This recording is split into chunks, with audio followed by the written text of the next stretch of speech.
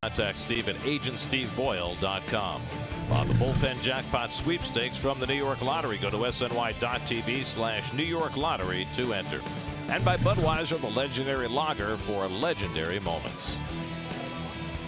Get to Citi Field Saturday night, September 29th, when the Mets play the Marlins at 7:10 p.m. for Fan Appreciation Weekend. After the game, you can enjoy a fireworks show that lights up the Citi Field sky, presented by Verizon. For tickets, visit Mets.com/tickets. Here's your Ford leaderboard. Strikeout to walk ratio in the National League. Scherzer 1, DeGrom 2. Everybody else behind. Scherzer takes the mound tonight for the Nationals in the opener of this 4-game series.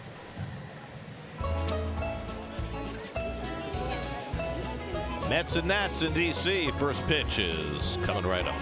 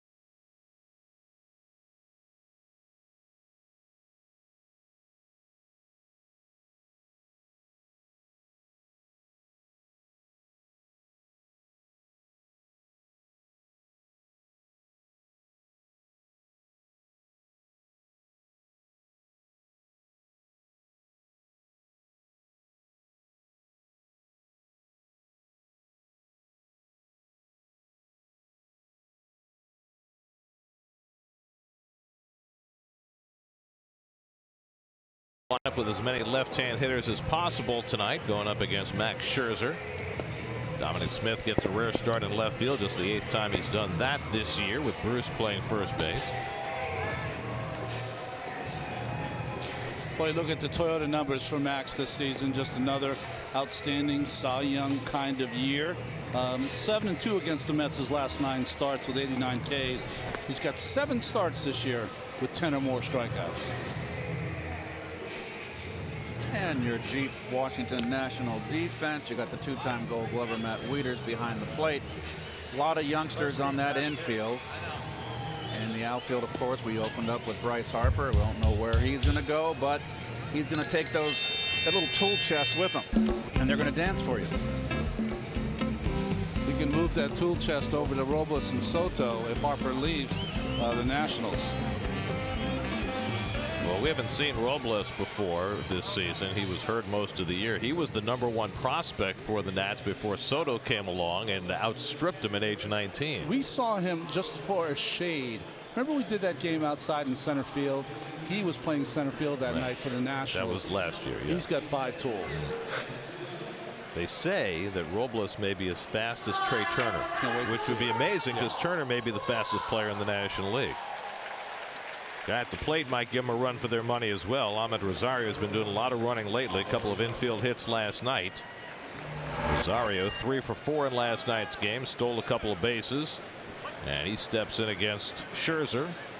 And Max's first pitch of the night is a fastball in for a strike, and we're underway. Rosario, McNeil, and Conforto for the Mets, who got shut out in Philadelphia last night. 2-4 on this final road trip of the year. Starting a 4-game set here in D.C. And a good breaking ball from Scherzer to get ahead on Rosario. 0-2. Tipping his hand early. Rosario's going to see a lot of spinning baseballs tonight.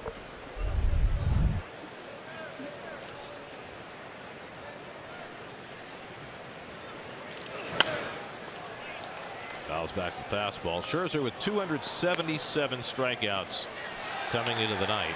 His 7th straight season of 200 or more, which is tied for second all time. Tom Seaver had 9. His 5th straight year of 250 or more, one shy of a record. Randy Johnson had 6. Rosario makes contact, rolls it out to Sanchez at second. He throws out Rosario for the first out of the night.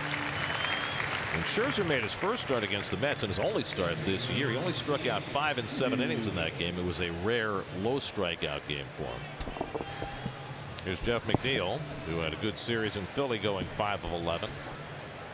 And he has got to be, there's the strikeouts right there in the graphic. But young McNeil, he's got to be excited and pumped up. Anytime you're a young kid going through the league and you face top flight, one of the top elite pitchers, it's an experience you'll never forget. Gets first pitch curveball that misses for ball 1.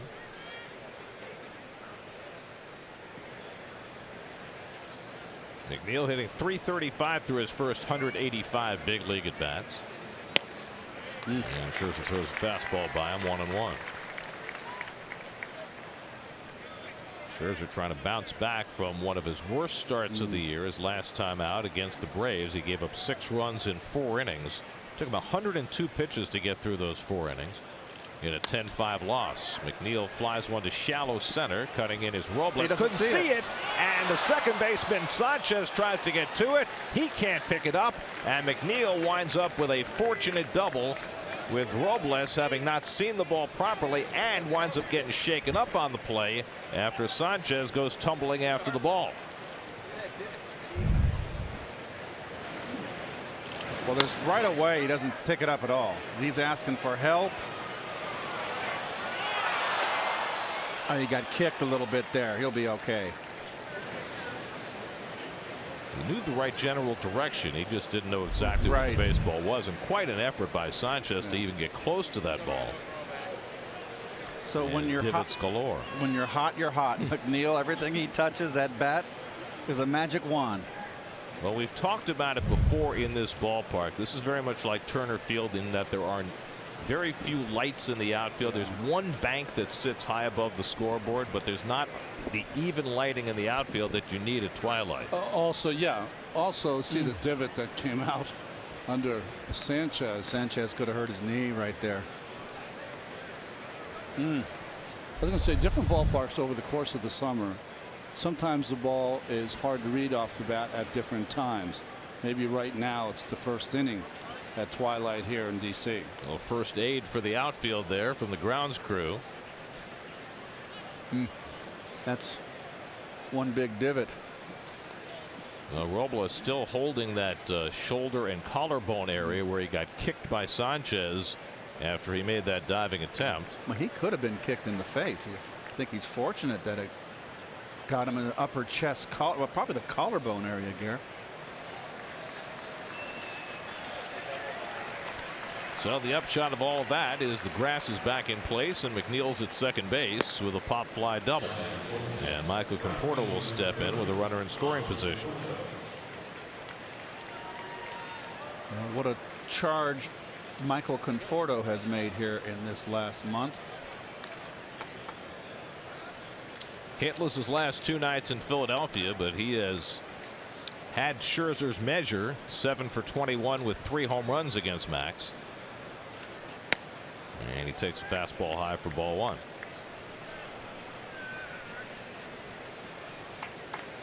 Conforto, 26 home runs, one shy of his career high last year. 15 of those 26 since the All-Star break.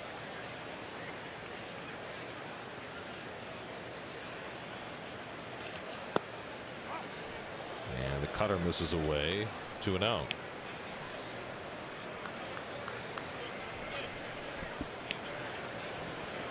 Mets have really stacked left-handers against Scherzer here, from 2 all the way down to 6, and the switch hitter Reyes in the 7-hole.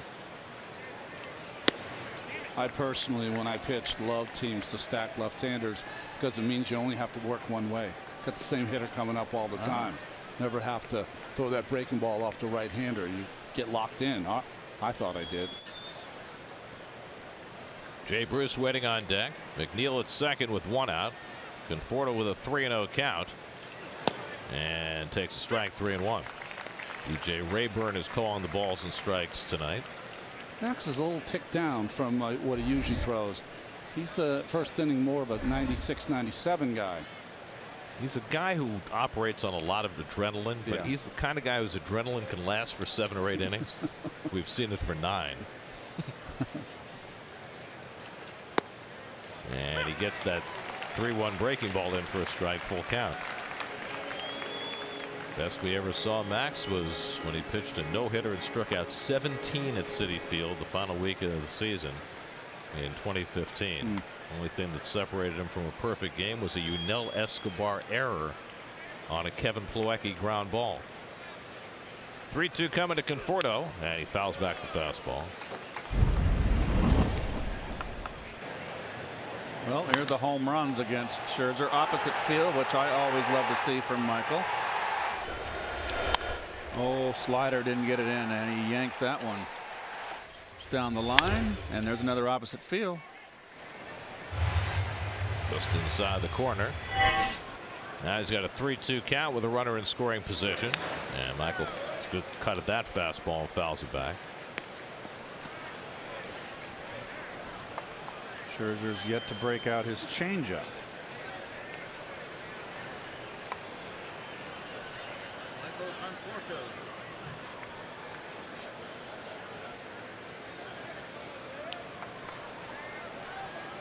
Pitch number 8 coming from Scherzer to Conforto. And it's outside, ball 4. And Conforto's aboard with a walk.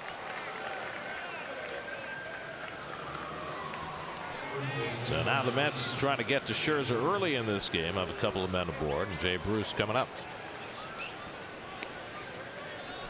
Well, certainly with Bruce back and swinging the bat better, this is a lineup that you have to be careful with. One mistake and you can be rubbing up a new one. Bruce is 5 for 16 in his career against Scherzer, including a home run, and Scherzer misses with a changeup to start him off, ball 1. Boy, this inning started out very strong for Scherzer, and then an unfortunate double off the bat of McNeil. Lost in the twilight here, and all of a sudden he's in trouble.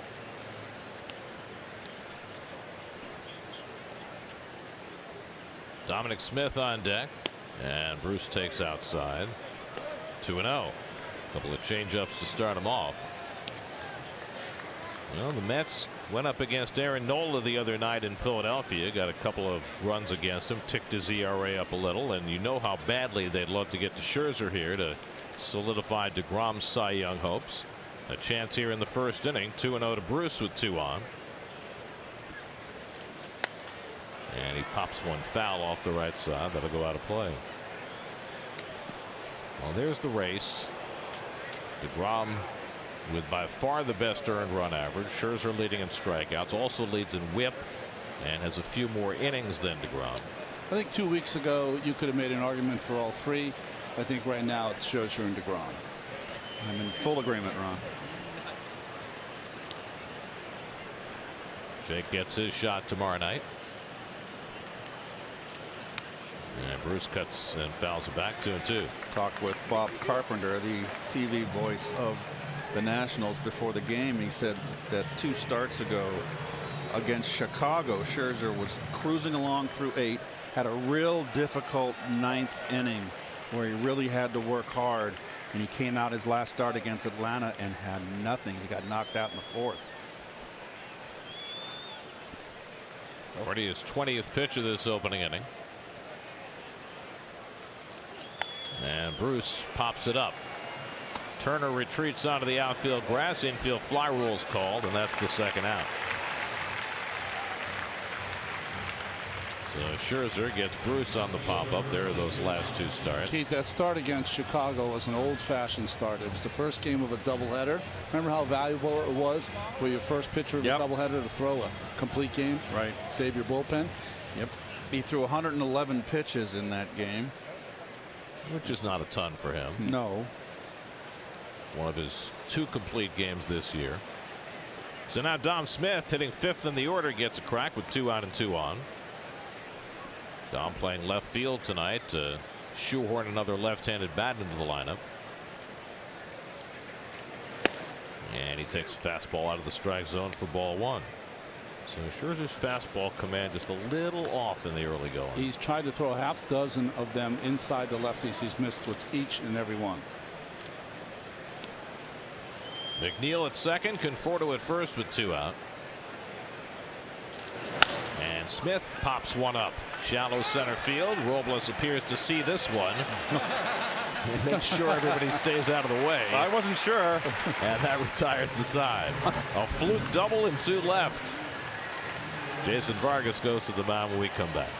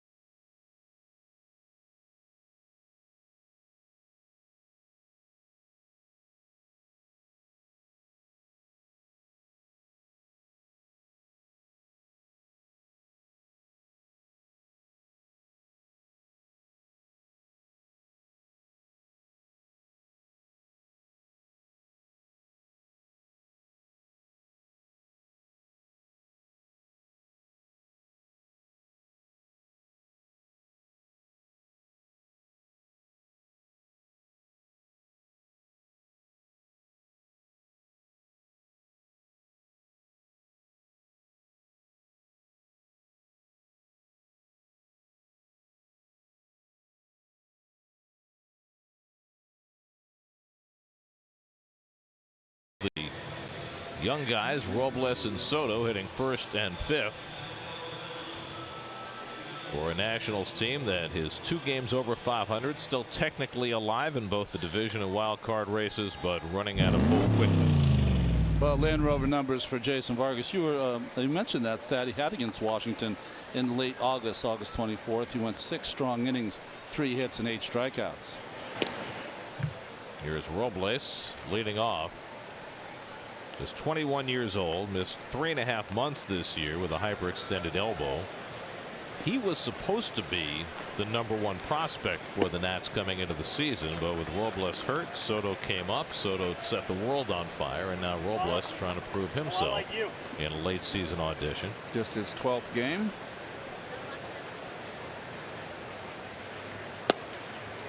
And Soto wouldn't have come up, but Howie Kendrick hurt himself in the outfield, so they thought they'd bring Soto up for a short time, and he's been one of the best young players in the National League. Because of this injury, Robles had just 40 games in AAA this year, and he didn't set the world on fire there, but he can run. That's probably his #1 tool.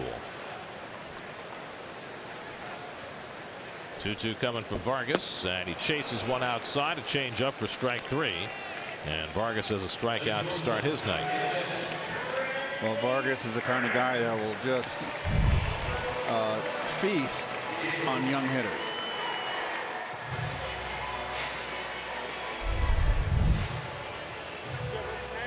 So 1 out and nobody on. Now Trey Turner, who has played in every game this year for the Nationals, which is a nice turn of events for him after he was limited to just 98 games because of injury last year.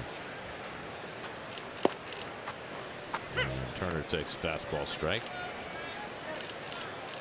Turner 7th in the National League in base hits, 8th in runs scored. He's just 25 years old. I mean, you think about it, the Nats might well lose a free agent who has been their linchpin player, who's going to turn 26 next month, but they've got a host of young potential stars to replace him. And a great grab by Rosario to retire Turner for the 2nd out. Speaking of young stellar players, he was in a nice ready position. Bullet to his left, to his right, sorry. To hang with him. One shortstop robs another. Oh, a little snow cone. Nice play.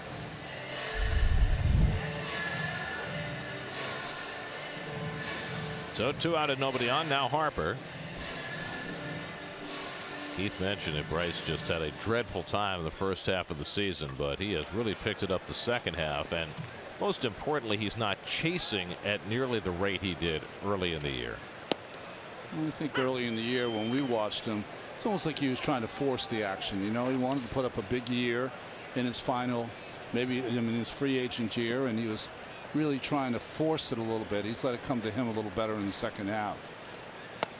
His chase rate was 28% before the All-Star break. It's only 18% in September. So he's calmed things down. He drew 5 walks in his last game against the Marlins on Tuesday night.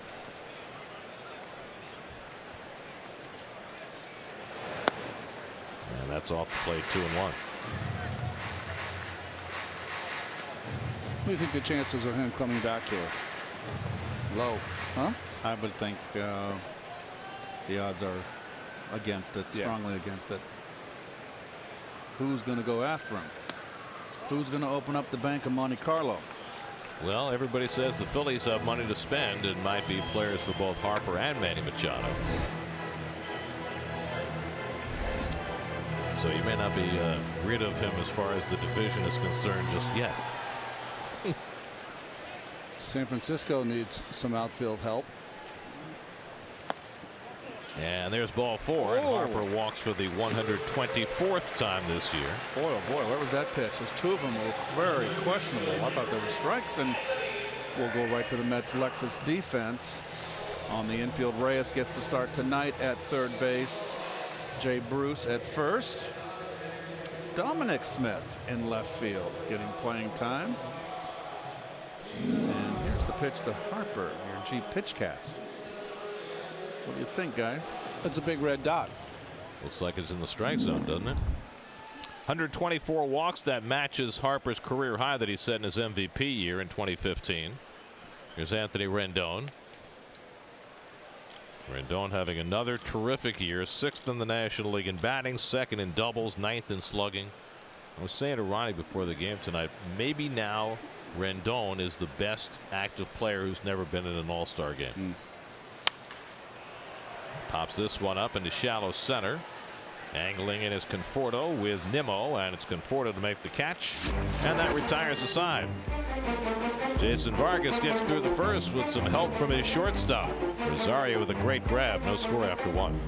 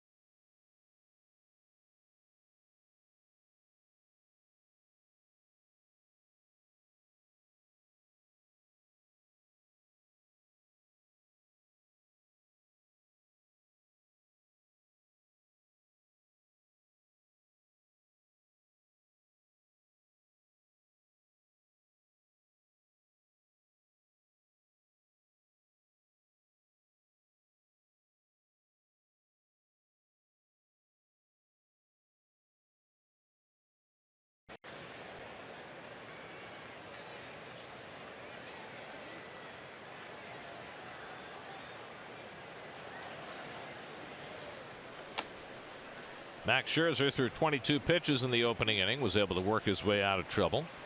Brandon Nimmo leads off in the second and swings through a fastball. Brandon has now reached base in 26 consecutive games, the longest stretch of his major league career.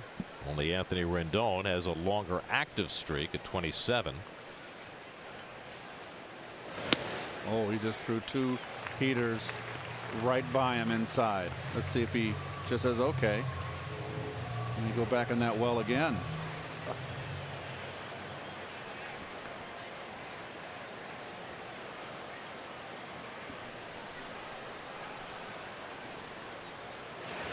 And Nimmo goes down swinging on the cutter. And Scherzer bases and slices Nimmo for the first out. When he's on, he can make you look silly. It happens, Gare. Those good guys out there, the good ones, they can do that to you. Cy Young in 2013 in the American League with the Tigers. Cy Young each of the last 2 years as a national. Going for number 4 this year. And he's got a chance of 3 bones. Yep. What about Patrick Corbin? 284 was his career high. Did that 2 years ago. Reyes pops one up into shallow left, and in comes Soto to get it. And Reyes is retired, 2 out. You know, you were talking about Corbin. He's had a great year, and he's a free agent, Keith. But I was talking to him. He was on camera with us for TBS, and he was telling a story that his dad taught him the slider. And when he came home this winter, I asked him about how come you don't change speeds on your slider like you used to when you were a kid. He goes, well, maybe I'll do that. He's ended up with over 200 punch outs in an amazing season. Always listen to Dad. Yes. Dads are very important. I still think Corbin would rather be doing 360 jams than throwing sliders. That's what he said. He'd rather talk basketball. Got to get in with Gazelman. See who's better one-on-one player. Here's Kevin Plawecki. We used to have a team. The Mets had a team, and we would go play like teachers of some high school. Charity games. Charity games, yeah. And who was the star on your team? Straw, if he was in town. Straw could play. See, we had a team like that when I was at WFAN. Yeah. Dave Jennings was our superstar. Oh, okay. He basically brought the ball up, took the ball down the floor, took every shot. You played tough D. Was that your role? And I would bang. Eddie Coleman would shoot the outside shots.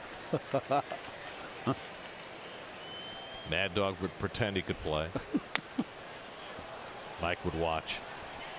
You didn't have any of those all about what was it? Along Came Polly moments where Philip Seymour Hoffman is trying to take a layup and comes right down the chest hair of one of the people he's playing. Ugh.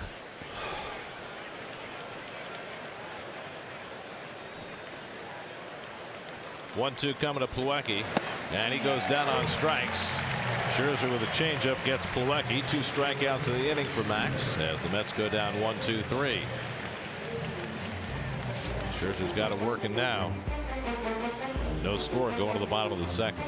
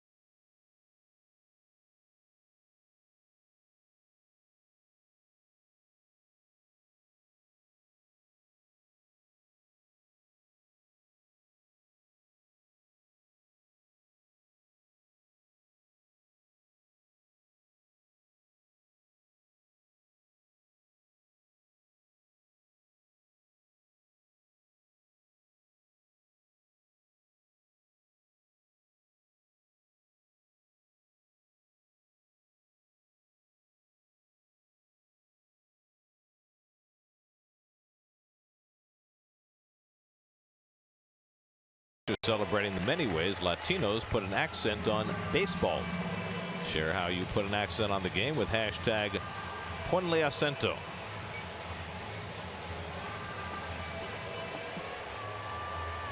We go to the bottom of the second inning in our nation's capital. Jason Vargas pitched a hitless first inning. He'll take on 19-year-old Juan Soto leading off in the second. He will turn 20 eventually next month. But at age 19, Soto's doing things that very few teenagers have done before. He's already set a major league record for walks by a teenager, 74, and he obliterated the old record. Rusty Staub had the record of 59. So he's already got 15 more walks than any teenager's ever had in the season.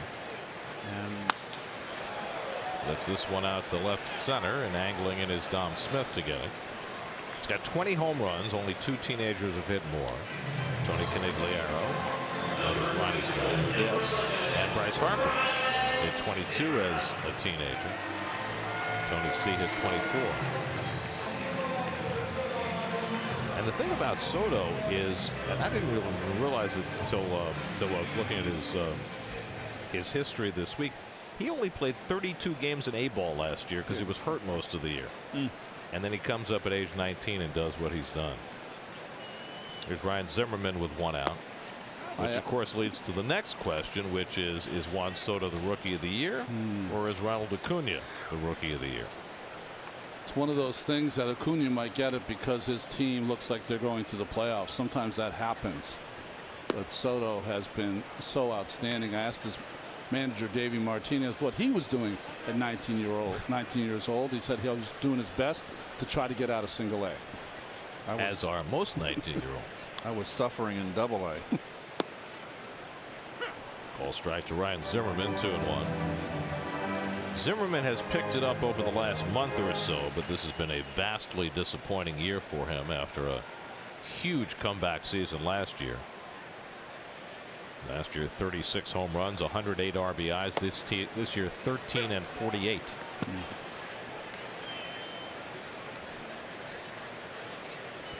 Zimmerman has 1 more year next year left on that 11-year contract he signed when he first came up with the Nationals. Lines this one to left center. Smith coming on, and he'll have to play it on the hop. I'm a little unsure of himself approaching that ball. And why wouldn't he be unsure? He's got so little experience out there. He did the right thing. He pulled up, didn't want the ball to get by him. Off the end of the bat a little bit, soft liner. And Dom backs up right now, the right time. And Nimmo, of course, had him backed up. There's the card. Oh, geez. Defensive card that Dom had pulled out of his back pocket, where to play the hitters. Taking all the thinking out of this game. Now, I'm not getting on Dom here. Dom is not a left fielder. Here's Matt Wieters. Switch hitter batting from his weaker side, and he pops one foul. Plawecki back for a look, but that'll be in the crowd. Wieters hitting just 195 as a right-hand batter this year. When Wieters first came out of Georgia Tech, high draft pick, they thought he was going to be a Carlton Fisk kind of player.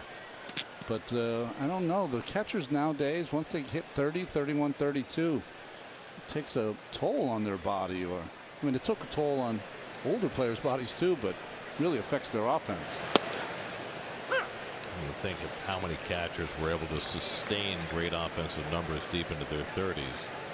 I mean, Fisk played a long time. Bob Boone played a long time. Right. Gary Carter played a long time. But it's awfully hard in that position to maintain an offensive presence. And that's why so many catchers get moved out from behind the plate once they turn 30. Look at Buster Posey. They may move him permanently out from behind the plate next year. Joe Mauer the same in Minnesota. You just got to be able to have the skills to move out from behind the plate. That's the issue. Yeah, he better be a pretty good hitter. Buster was an infielder, wasn't he, when he was at Florida State? He was Gerald then. Gerald.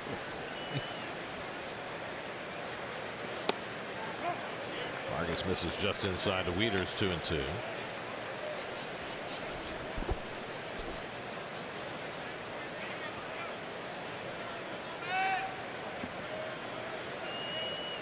Adrian Sanchez, the second baseman, is hitting 8th in the order. He's on deck.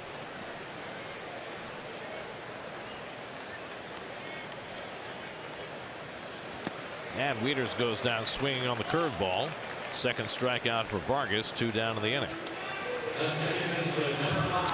Well, the Braves and Phillies are beginning their series tonight in Atlanta. 4-game series, a chance for the Braves to wrap it up.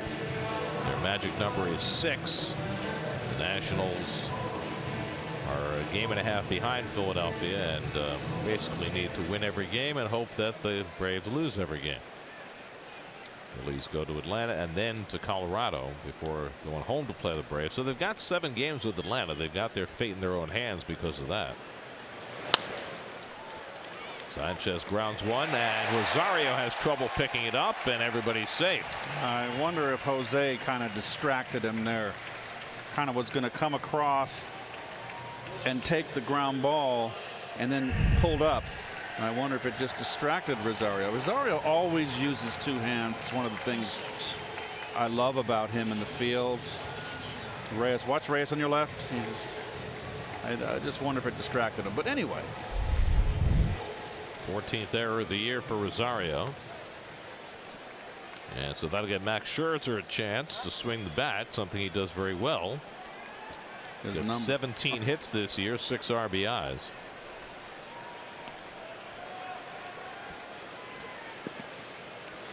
Keith, his wrist numbers, why don't you give them to us? I mean, you don't have numbers like this for pitchers. So when you have a number like this, you got to say it. Let me pull it up here, RJ. I gave it to, we talked about it before the game. He's 4 for 9 with runners in scoring position with 2 outs, folks. That is the situation right now. And what about when he's down in the count 0-2? Well, we're not going to go that deep. This is late in September now. In regular RBI situations, runners in scoring position, he's 8 for 20 at 400. So he's something else. How does he only have 6 RBIs? That's a good point. And did he go? He did not.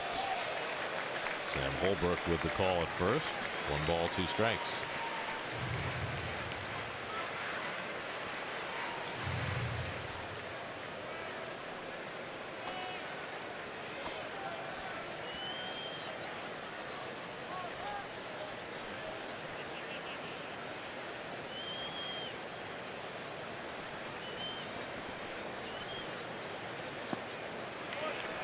Lays off another curveball, and it's 2-2.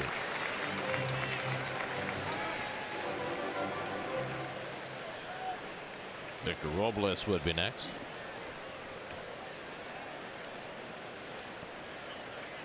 It's been a week since Vargas last pitched. They pushed his start back to get Noah Syndergaard back on his right day.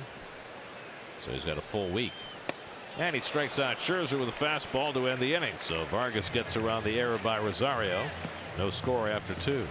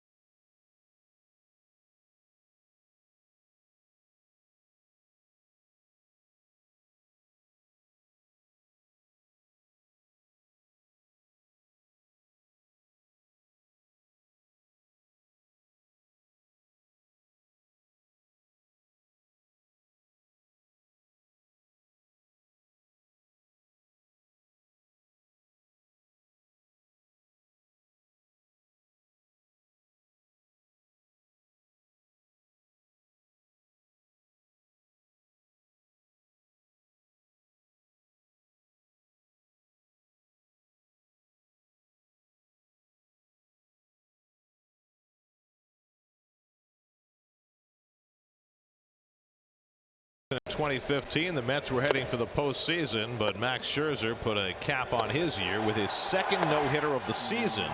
17 strikeouts, no walks, and it ended on a Curtis Granderson pop-up. One of the most dominant pitching performances ever. That's the hardest I've seen him throw. Yeah. That was a cold evening, if you remember, and he was just crackling Wilson Ramos's mitt. Well, you saw those the tapes of the various at bats. He was throwing bullets that night. I remember that evening. He came within an eyelash of pitching a perfect game that night. The only base runner, Kevin Plawecki, hit a ground ball to Yonel Escobar, who bobbled it, recovered it, threw low to first. It would have been in time, but Clint Robinson couldn't dig it out of the dirt. Plawecki was safe, and that was the only base runner of the game. Jason Vargas leads off and hits one toward the middle. That'll sneak through for a base hit.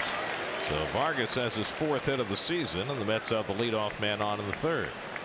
Well, the Mets have themselves a rotation that knows how to swing the bat. The pitcher's hitting has been pretty remarkable in the second half, hasn't it? Choking up on the bat.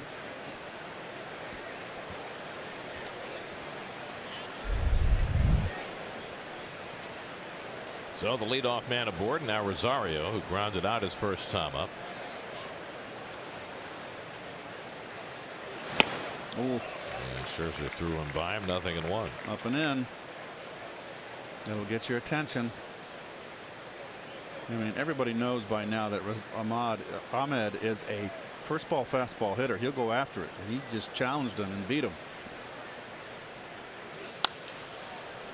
Carves one foul, and it's 0-2. Rosario came into the night hitting .324 in the month of September. But really, his renaissance began right about the 1st of June. He has been a markedly different player since then. He's had himself a nice season, Gary. I've been looking at his numbers today. He goes down swinging. Now he's got in a leadoff role, and basically in his first half hit 9th most of the time. He's got 49 RBI, and that's not an RBI position in the order. He's got 72 runs. I mean, if you're going to criticize anything, it's just he's only got 26 walks. I don't care about that. He's young and he's learning. He's had a good second half. I think he's had a really good season. And you know, you throw in the stolen bases too. He's 2nd in the National League in steals since the All-Star break. It's something to build on. But I think it's something even more important, and Ronnie talked about this the other night as McNeil takes high. The fact that he's had that extra life in his step over the last few months that maybe we didn't see the first two. Second half, someone got in his ear and he busts his butt down the line. And we even talked about it too, Garrett. He's one of those players that can electrify a team because his speed is contagious and it's infectious is a better word. Well, we saw Reyes in his prime. Yep. And Rosario is certainly capable of that and more. McNeil hit a pop fly into center field that fell in for a double his first time up.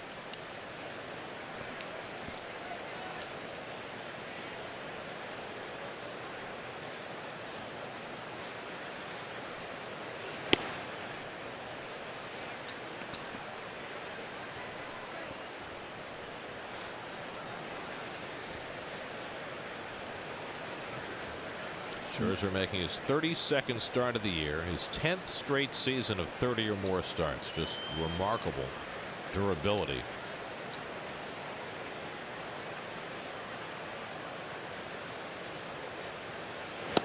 The curveball, and it's 2-2. It's the curveball. He's got the fastball, slider, cutter, curveball, changeup. Took a little off that breaking ball to get more break and downward tilt. You saw it, folks, from your living room or your backyard and your porch. What if they're streaming? Or on your computer. Well, we haven't read the card yet. They wouldn't be streaming. We'll get to that in the 9th.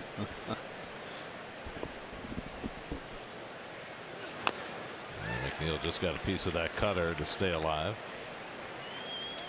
Well, Max Scherzer started out with the Diamondbacks, then went to the Tigers.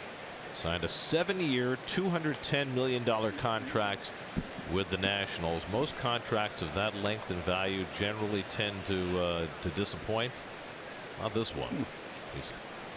at the midpoint of that contract, the 4th year of that 7-year deal, and he has been nothing but gold. He'll be making that 30-minute speech in Cooperstown one day. Yeah, he's one of those personalities. He's going to earn his keep. Such an intense competitor.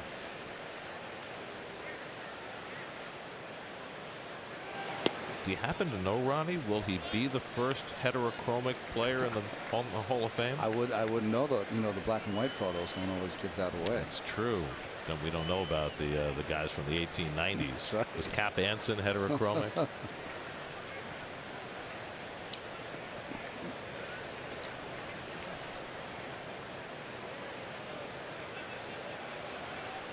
Three and 2 with one out. Vargas at first, a very short lead. And McNeil goes down swinging for the second out. Well, so back-to-back strikeouts for Scherzer, 2-way. McNeil just got taken to school here in this at bat. He just ate him alive, and it happened. He's one of the best. Gary, why don't you run that score in Oakland? Oh, there's the eyeballs. Run that Oakland score up for the folks at home, Gare. You mean their 21-3 rout of the Angels today? Did they win? They scored 10 runs last night? 10-0 last night, 21-3 today. Boy, would that be something they could catch Houston or the Yankees for that matter. Well, they're 2 games behind the Yankees now. Yankees are underway with the Red Sox.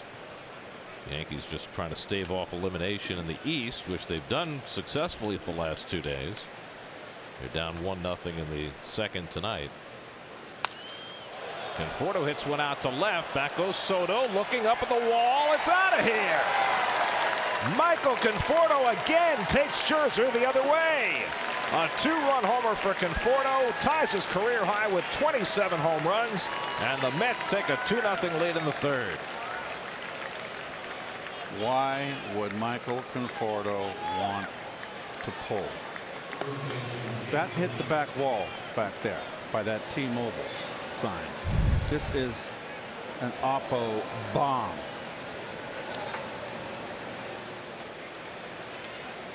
He was saying before he's had trouble getting the ball into the lefties, and that one cost him. Boy, oh boy, that is impressive. What a finish.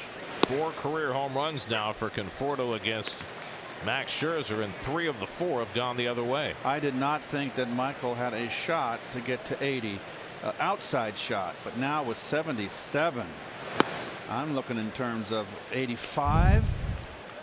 There's the contact. Look at that, not trying to pull. And he's got a linebacker physique. He's so strong.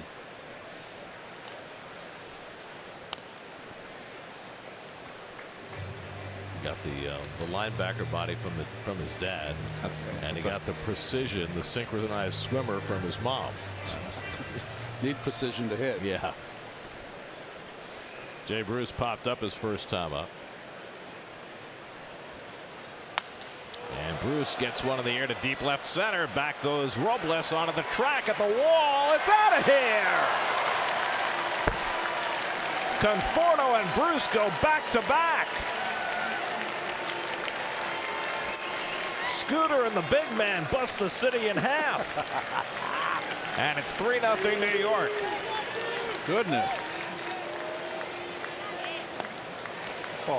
Ball jumping.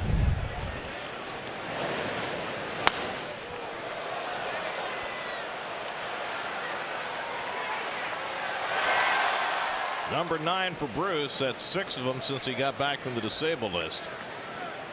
And this went to a very deep part of the ballpark. All fastballs away, belt high up. Conforto's was lower. I think Jay's was more closer to the letters. So the Mets have put up 3 against Scherzer, which only enhances Jacob deGrom's chances. Yes, sir. Well, that's around belt high, isn't it? Well, Scherzer's a guy who's always given up home runs, 23 of them this year. I just find it so ironic that the Mets offense, which can't help deGrom on the day he pitches, helps him more on the days he doesn't pitch. Against Nola and now against Scherzer.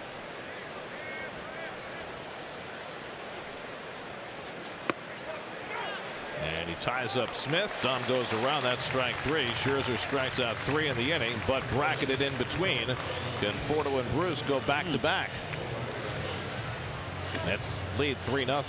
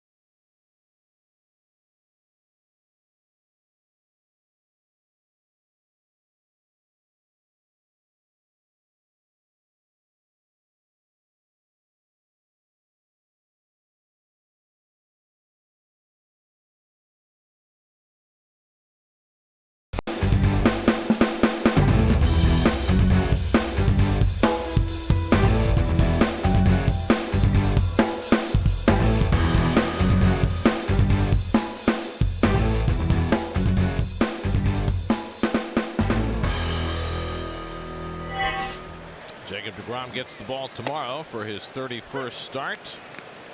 2 more starts to go unless he can fight his way into the final day. The nice little. Would he have to pitch on 3 days rest for the final? Yes. Okay. And it would bump Syndergaard from his last start if he did. So that's probably not going to happen. Robles lays down the bunt. Vargas has to hurry, and he gets him at first. Robles with that tremendous speed, but Vargas knew exactly how much time he had and makes the play for the first out. Trying to bunt it down the first base line and doesn't get it done. If he did, he would have been safe. I mean, it was a close play anyway. It was right back at the pitcher. So 1 out and nobody on. Now Trey Turner, who was robbed of a hit on a terrific diving stop by Rosario his first time up. Jason Vargas now staked to a 3-0 lead, which he had a hand in. He had the leadoff hit in that inning. There your city probables. deGrom gets Joe Ross tomorrow. Corey Oswald takes Zach Wheeler's spot Saturday against Tanner Roark. Steven Matz goes for 3 home runs and 3 starts Sunday against Eric Fetty. If memory serves, didn't Ken Brett once hit homers in 4 straight starts? Ken Brett could hit. Ken Brett should have probably been a hitter. Well, Kemmer is what they used to call him. K-E-M-E-R. Kemmer Brett. Ken Brett was in the starting rotation of the Pirate team when I came up my rookie year. Threw bullets, didn't he? Threw hard. And he had a hard breaking ball, but he just was a guy that came after you. Looked like his brother. See, that's the thing. Even if he had become a position player and been a really good hitter, he still would have been the 2nd best hitter in the family. Yeah. So he probably was better off staying on the mound. And there's ball 4, and Turner's on with a walk. Not the guy you want to walk. The base stealer in the National League. 2nd walk given up by Vargas. Ken Brett played for the Red Sox for a short time too. That was back in the days, Ronnie. Doc Ellis was on that staff. That's how far I go back. Did he know he was on that staff, Doc? I don't all know. times. But he was the one guy. He threw the least hardest of anybody. He can pitch. Doc could pitch. Here's Bryce Harper, who walked his first time up.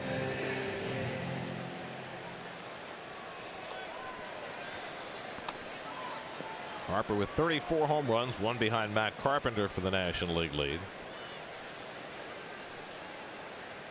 It's going to be quite a race over the last 10 days for the home run title in the National League. You've got 10 guys within 3 home runs of the lead, led by Carpenter with 35. Arenado and Harper with 34. Baez, Story, Muncy, Aguilar, and Goldschmidt each with 33.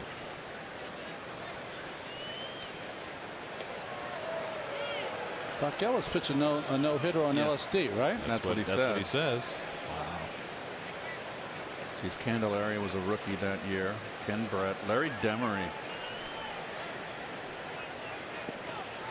Sudden Sam was on that team out of the bullpen.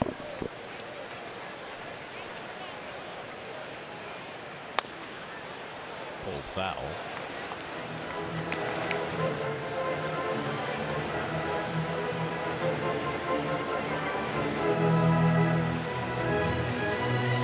Anthony Rendon on deck. Harper's hit 4 of his 34 home runs against the Mets this year.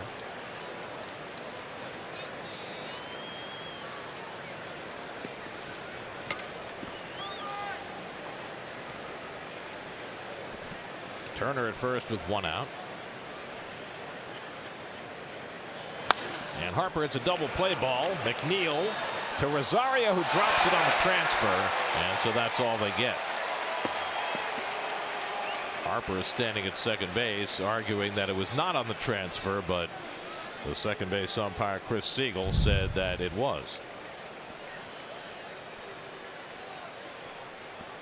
Perfect feed from Jeff McNeil.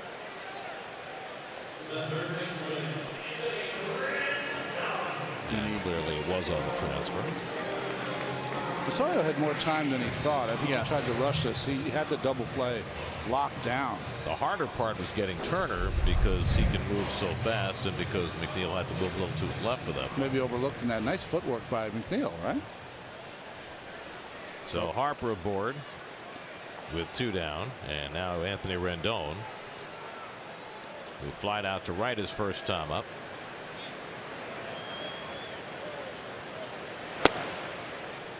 And he takes a fastball outside for ball 1. So I was looking up Doc Ellis just to see what his real name was.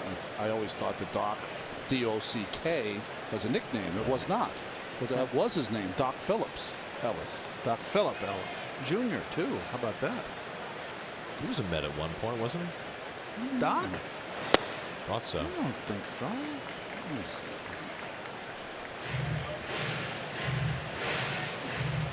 Yes, he was. 1979. Went 3-7 with a 6.04 ERA. I don't remember if they had him at the same time, but they had both Doc Ellis and Doc Medich. I don't think they overlapped, though. Could only have one at a time. Of course, Doc Medich was Doc because he was an actual doctor. Or he was going to med school or something along those lines. Doc Medich was on the Texas Rangers team when I was in spring training in 1982. He was standing at the right foul pole during batting practice in spring training. I went past him. He said, "Hey, kid, I don't shag during spring training." I believe it. I went out. I had to shag the entire outfield for about an hour and a half. He was a chirper. Doc. Doc Medich was with the Mets in 1977, but only briefly. 1 start. Doc Medich, heavy sinker.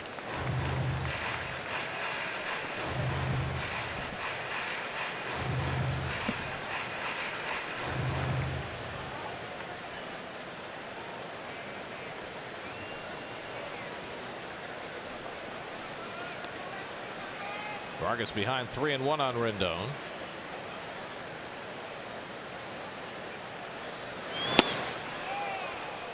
Gets him swinging at a pitch up and away, and it's 3-2. Well, Rendon has been a Mets killer. Hitting .417 against the Mets this year. Of course, last year he had 10 RBIs in 1 game. That's good, right? Yeah. Harper will be running 3-2, 2 out. Bruce continues to hold against him. And Rendon fouls one away.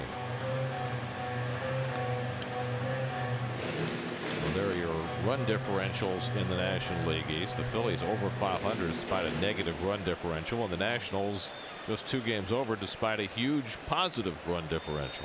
I'll go figure. Doesn't matter how many you score, it's when you score them. If they have one more than the other guy last time I looked. I mean, like the A's the last 2 days outscoring the Angels 31-3. Right. It's still only 2 wins, even with plus 28. And a good curveball by Vargas to strike out Rendon and end the inning. 4th strikeout for Jason. He's off to another good start tonight on a week's rest. Mets having a capital good time. It's 3-0.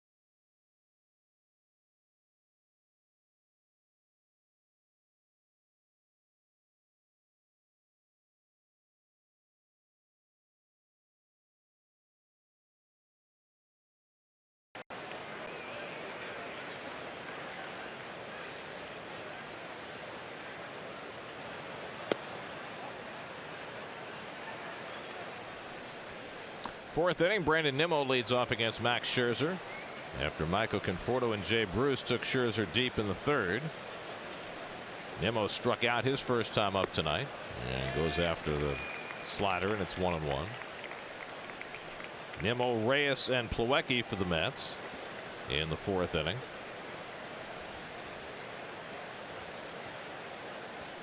So it may be that 3rd inning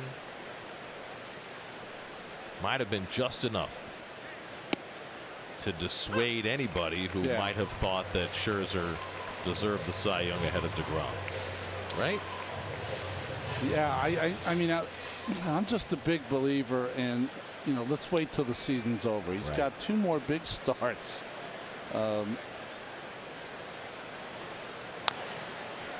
You mean DeGrom does? DeGrom has 2 more. Right. I mean, he could go out there and give up 7 runs tomorrow. I can't see it happening. Equation.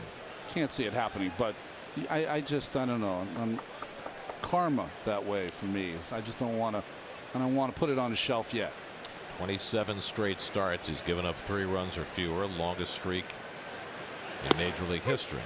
Strike 3 called, and Nimmo's caught looking. That's 6 strikeouts for Scherzer. Well, DeGrom has often this year been compared to Felix Hernandez because he's the guy who won a Cy Young with the fewest victories. He outpaced David Price, who had 6 more wins, and CC Sabathia, who had 8 more wins in 2010, winning with a record of 13-12. And he was less than a half run ahead of the field in earned run average, whereas DeGrom is much more than a half run ahead, at least at the moment.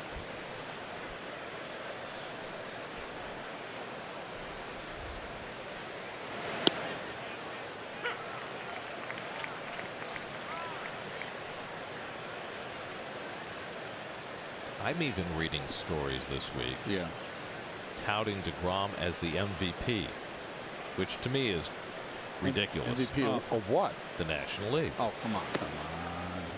Well, if you go by wins above replacement, which is what a lot of people look at because it's a catch-all that purports to tell you the true value of a player over a season, that will indicate to you in certain of its configurations that DeGrom has been the best player in the National League. Reyes grounds one down to first, and Zimmerman makes the play. I think that's over the top, but it just shows you the kind of consideration that DeGrom is getting this year that he might not have gotten in some prior era where the statistics were looked at differently. Yeah, I mean, I don't have all the numbers in front of me, but just from watching this season, Aaron Nola was much more important to the Phillies team than what DeGrom has done for the Mets. DeGrom has been amazing. He's my vote for the Cy Young. I go on, but what have the Mets done in his games? What's their record? Right. Well, you're going by the valuable part of most valuable player as opposed to best player, which I think is always part of the conversation. But that's the word. It's most valuable player. But Mike Trout has won MVPs without his team winning anything. And I don't always agree when he wins it. I think that really most valuable player is the person that I think usually comes off the best team. That's why I think Mookie Betts and J.D. Martinez are the front runners, because the Red Sox are having an historical year, and they're having great years. What do you think, Keith? But they're a big part of that historical year. You know, you just don't go ahead and win 100+ games without having people doing the job, and those two guys are just having terrific years. We've seen Andre Dawson and Alex Rodriguez win MVPs on last place teams. Right. So these things do happen. But a pitcher with 8 wins, that's maybe stretching.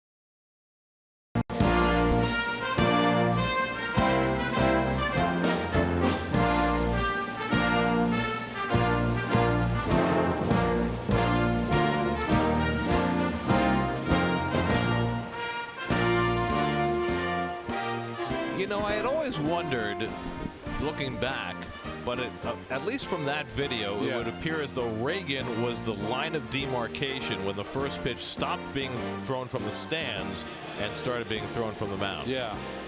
I like it from the stands, personally. I mean, that was fantastic, right? The presidential opener with the president throwing the ball from his box onto the field to get the festivities started. Did you guys know that Harry Truman was lefty? I did not know that. When they showed the picture, I just knew the buck stopped with him. It certainly did. But Taft was the first, right? That's right. Throw out the first pitch. The rotund. The Senators used to play the presidential opener every year. There was the first game in the American League before everybody else played, much as the Cincinnati Reds, where professional baseball began, would always play the first game in the National League. That tradition went away a number of years ago. Juan Soto leads off in the home 4th inning and takes curveball for a strike. Soto flied out to left his first time up. Jason Vargas has had traffic in every inning. He's walked a couple, given up 1 hit. He's had an error made behind him, but he has prospered so far, working with a 3-0 lead in the 4th. And he misses with a changeup to Soto, 1-1. Well, this is not fair. Your Spectrum high-speed pitch. Yeah. Well, 1 day out of 5 that the Mets just they are on the short end of the stick. Almost 10 miles an hour difference. Haven't seen that. Hey, it's like run differential. Okay, it doesn't matter. He's got no points on the board, so he's doing the better job. Yeah, but his curveball had Soto tied in a knot that time, and he's ahead in the count 1-2. He's got a better curveball tonight than I've seen. A little sharper, more crispness to it. And he comes up and in with the fastball, and it's 2-2. Generally, when Vargas has been at his best, it's when he's had the great changeup. Yeah. He's got a lot of left-handers in this lineup, though, so he's going to have to throw the curveball. Now, we set him up with that pitch up and in. He can curveball it. He can throw a changeup down and in. He can throw a curveball. There he goes. And he got him on the foul tip on the changeup. 5 strikeouts now for Vargas. And he's got the first out of the 4th. I was talking about that start he had against Washington at the end of August. He had 8 punch-outs in that ball game. And no walks in that game, too. Here's Zimmerman, who has the only hit. Dropped one in front of Dominic Smith in left field with 1 out in the 2nd.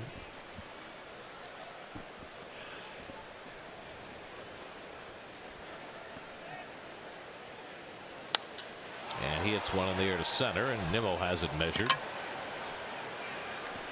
2 out.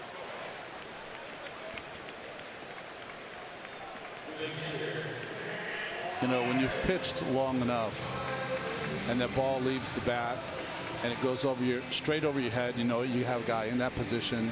You know he didn't catch it all. You know it's a can of corn. It's a nice feeling. It really is. Really? It is. I didn't know that. My only experience when I pitched in high school was just striking out people. So different from the two hopper to short, Ronnie? Yeah, because you never know. It might take a bad hop. Yeah. The one that's straight over your head, you know he hasn't caught it. You know your center fielder is a can of corn. It's a nice feeling. Do you think Scherzer thought that of McNeil's ball in the first inning? I'm sure he did. I'm sure he did. You don't count on your center fielder losing it in the twilight. I've had plays that have been missed like that, and I'm standing on the mound. What just happened? Because you're already thinking about the next pitch. Exactly. Got to get the next guy out. But it's only when you've been out there long enough. You know what I mean? You know, you just have a feel for how a guy's hit it, how big he is, what kind of power he has, all that stuff. Well, these days you have to factor in where your fielders are playing too. Well, the shifting in the outfield still hasn't changed too much. 0-2 to Wieters, who struck out his first time up. And he takes just off the plate. 1-2.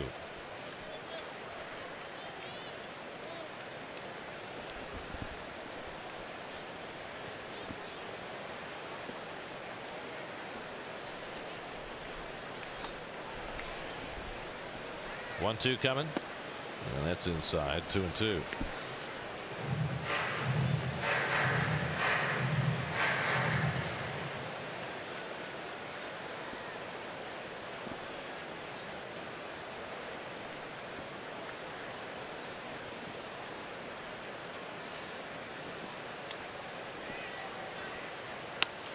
And Wieters yanks one foul. Purchase your 2019 Mets season ticket package today. Choose from full season, half season, or 20-game plans that include opening day and the Subway Series. Plus, for a limited time, receive an authentic or replica Mets jersey with your purchase. Purchase your plan today at Mets.com/ticket plans. 2-2 coming to Wieters. And he darts the outside corner. Strike 3 called. Vargas with his 6th strikeout. He has his first 1-2-3 inning of the night. After 4, 3-0 New York.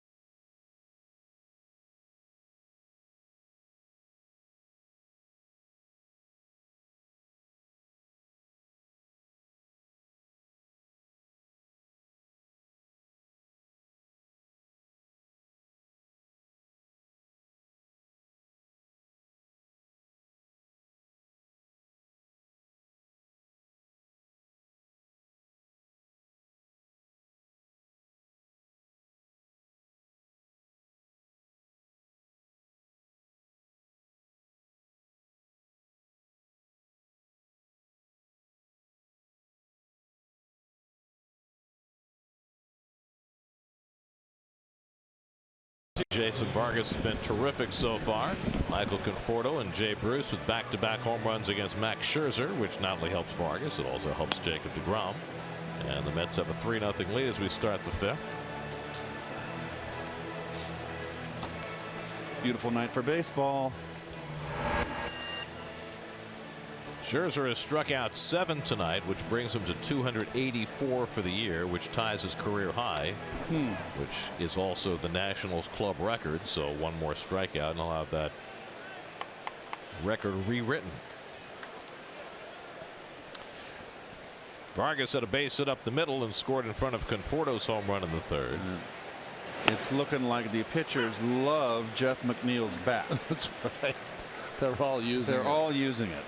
It's like it's got hits in it. It looks like a dowel.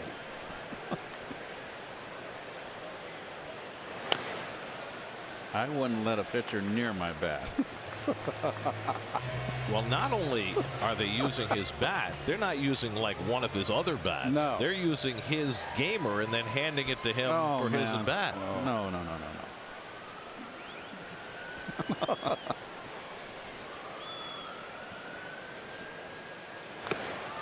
And a foul tip is held by Wieters, and there's number 285 for Scherzer, a new personal high and a new club record for Scherzer. That's his 8th of the night. I mean, you wouldn't even, in my day, pick up. You might pick up a journeyman hitter's bat, but one of the stars of the team, you would never touch. So there's the handoff. Vargas gives McNeil back his bat. That's very giving.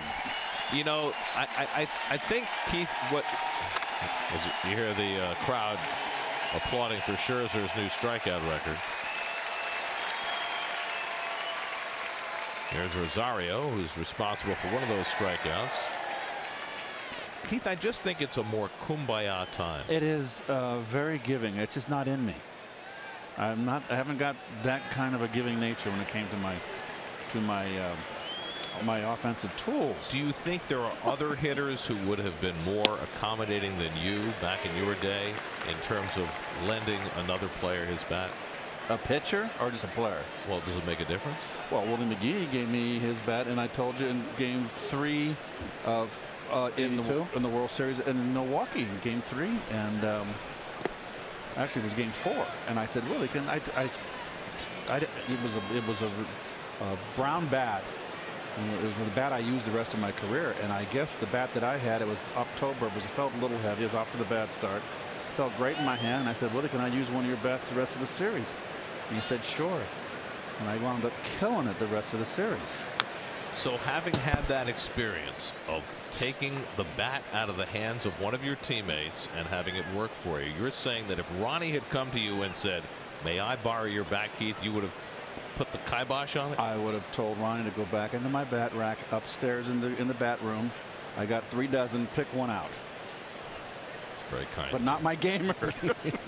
You're not touching my gamer.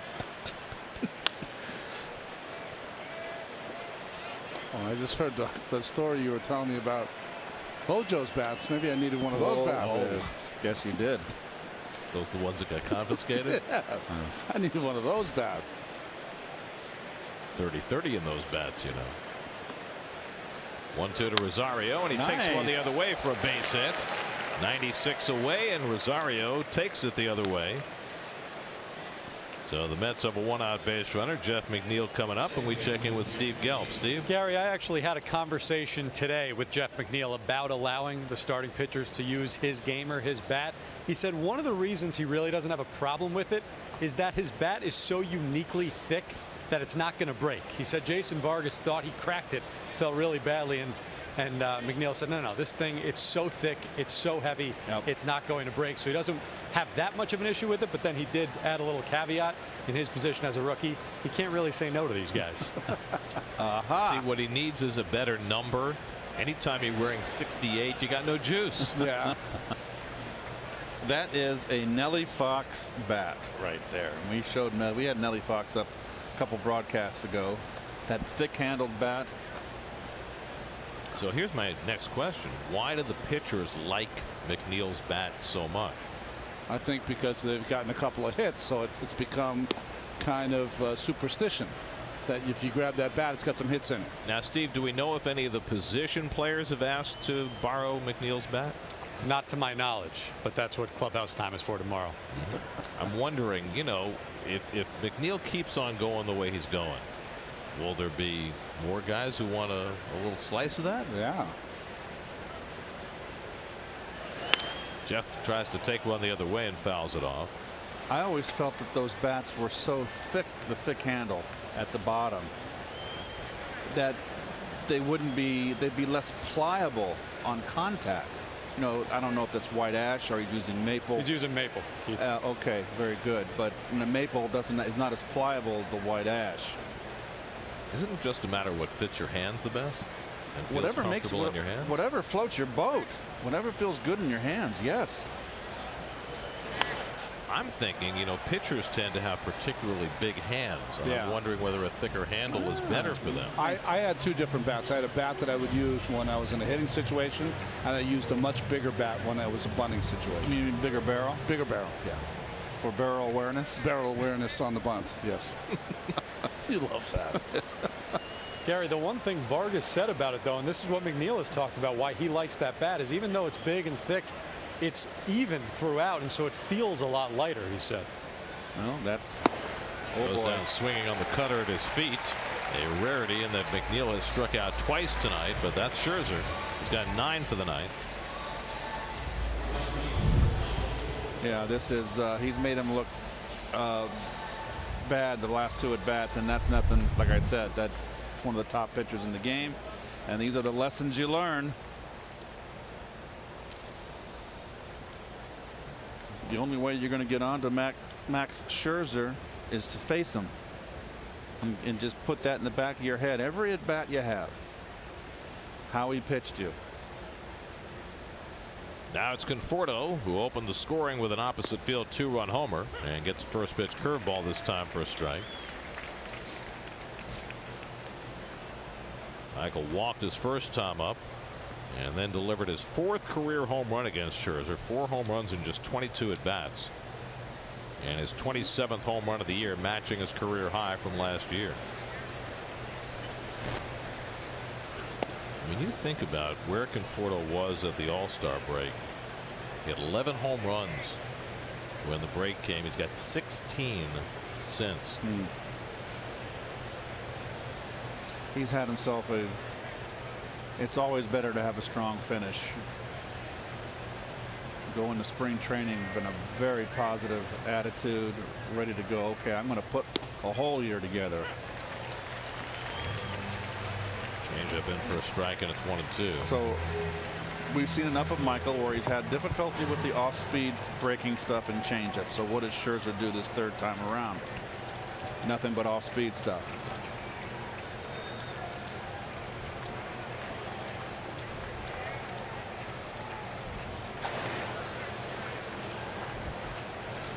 Pretty good move by Max. Usually you see him with the easy toss to first base when he's trying to keep the runner close.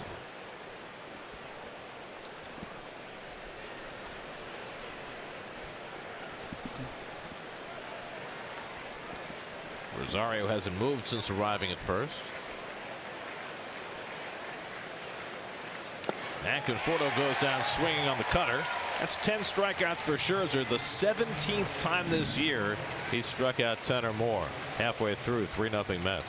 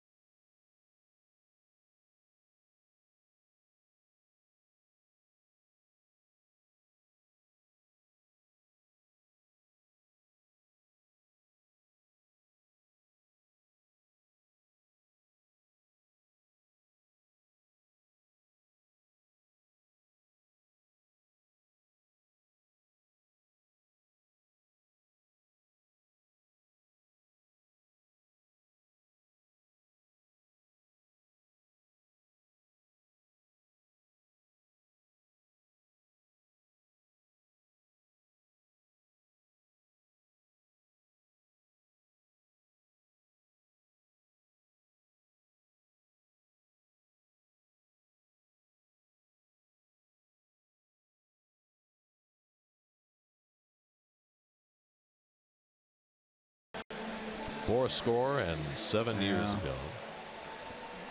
That's one of the most remarkable things to look at. If you've never been to the Lincoln Memorial, just to stand there and look at Abe in that chair and read some of his words on the walls.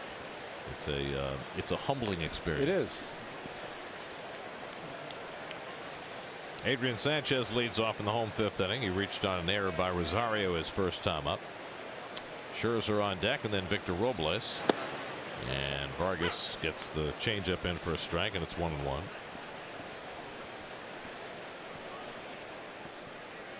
Vargas has now pitched 10 innings against the Nationals this year and has not given up a run. 6 scoreless innings in his start against them last month, and 4 more tonight. He's only given up 4 hits in those 10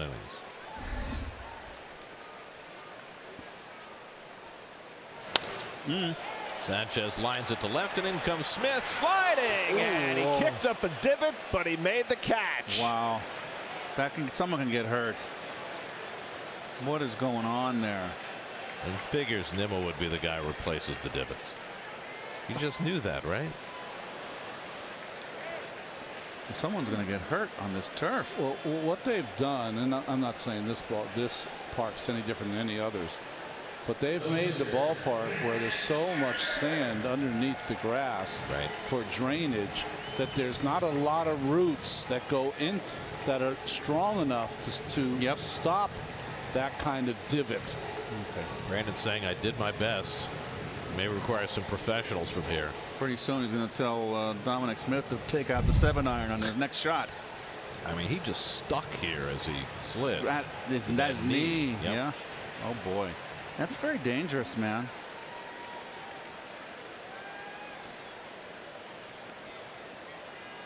Oh. Most importantly, he caught the ball, and he's not hurt. I mean, those are end someone's career, something like that. Nice play, Dominic. Nice cleanup there. Assistant groundskeeper Brandon Nimmo.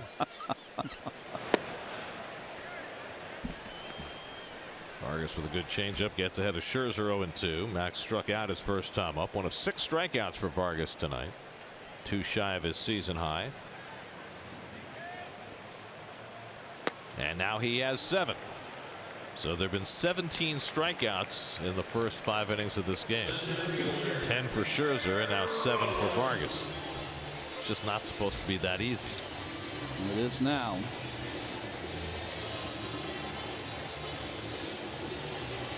Every year in Major League Baseball over the last dozen, we set a new strikeout record. That's right.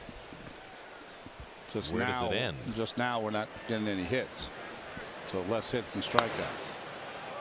Robles fouls one away. Well, I mean, there are only 54 outs in a game, sometimes 51. What's the limit? I mean, how many strikeouts can you have per game before the game disappears?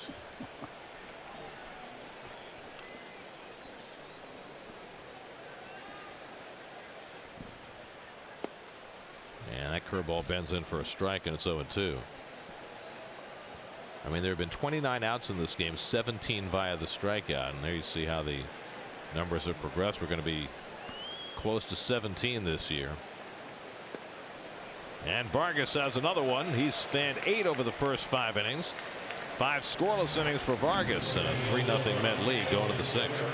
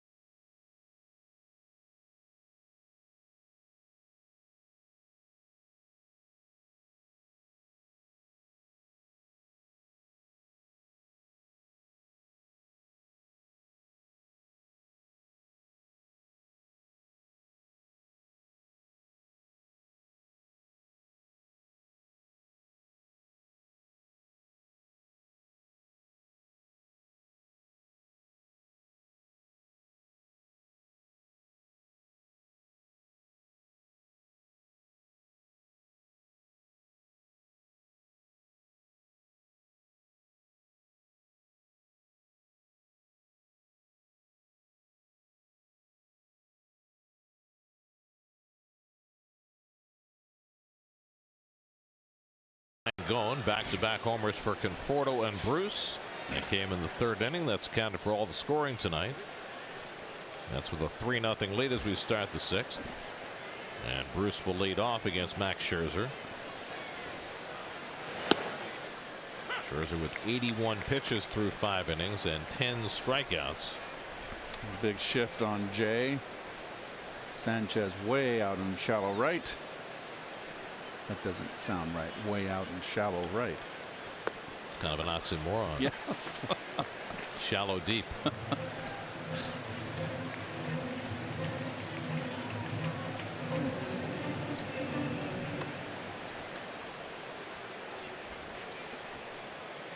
Smith and Nimmo to follow.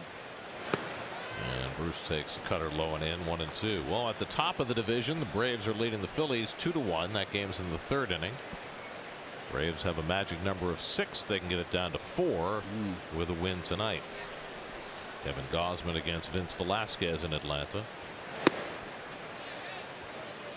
StatCast AI powered by Amazon Web Services. As you see the shift on Bruce. Of course, the SunTrust Park is not the Braves' favorite venue these days. They've had trouble winning at home. Bruce lines one into the shift, and there's Sanchez to grab it. So the shift paid off perfectly there. That's been a hit 99 times out of 100 for 100 years, but not this time. Nice play by the youngster. See, John Smoltz was quoted today saying that we need to ban shifts. Yes. One of several ideas that John put forward. He also advocated a split season. I was a bigger fan of that than I was of the getting rid of the shifts. Players just have to get better at hitting the ball all over the field. Dom Smith hits one to the same side of the field, and Zimmerman makes the play for the second out. Let's check in with Eamon McEnany in the studio for a game break brought to you by your local Honda dealers. Eamon.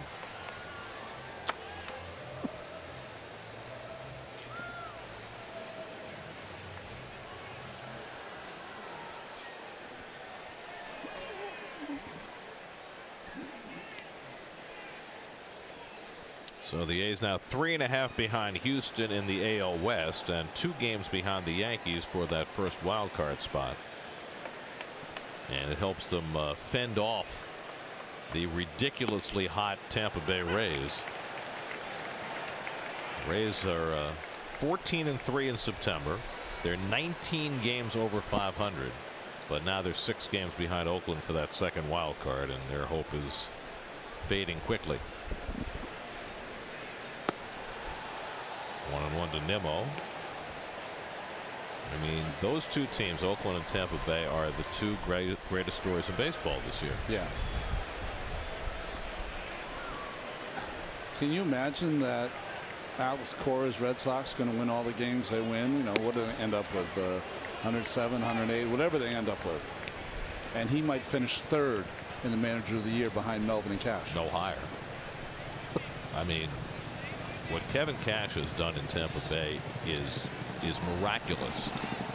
I mean, you look at the Oakland roster and you can identify stars, right? Matt Chapman, Chris Davis. I mean, they've got legit stars. Name me a star on the Tampa roster other than Blake Snell.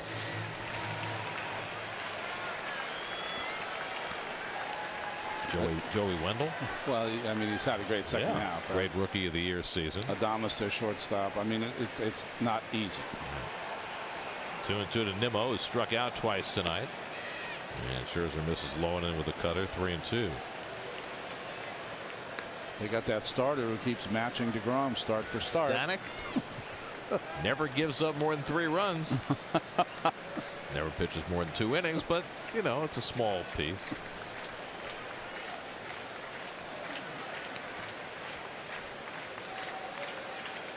Three-2 coming to Nimmo, and that's high, ball 4, and Nimmo has reached base in a 27th straight game, extending his career high. That's the second walk of the night for Scherzer.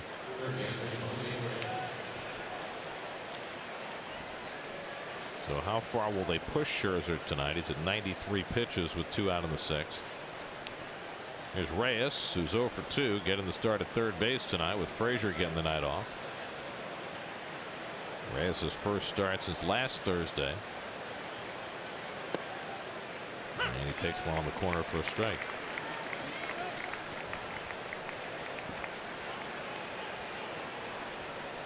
Jorge Alfaro just singled in 2 runs, and the Phillies went in front of the Braves 3-2 in the third. And of course, that's the result the Nationals want too, because they are clinging to the thought that they might get a chance if the Phillies beat the Braves a few times. Well, Alfaro did his damage against the Mets.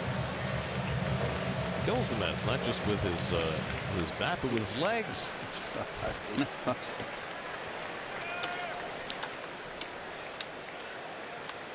Something about the Wilson Ramos effect rubbing off on him.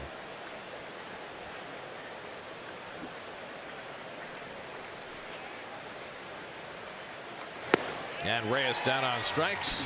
That's 11 tonight for Scherzer. We go to the bottom of the 6th. Still 3-0 New York.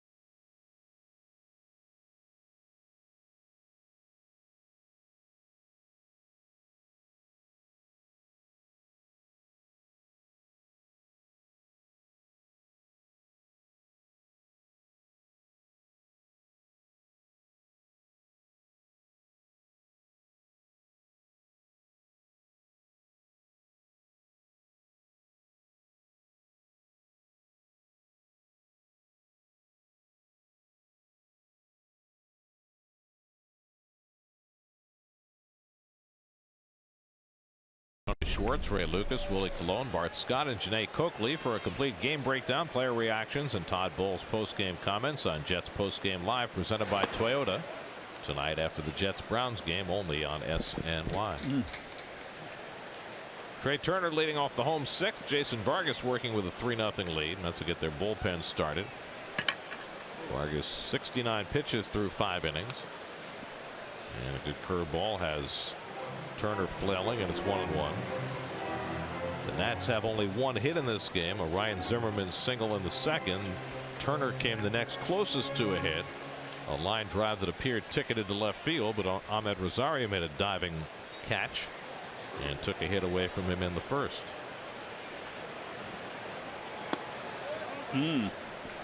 Boy, Vargas needs that knee-high strike. He's just shaking his head.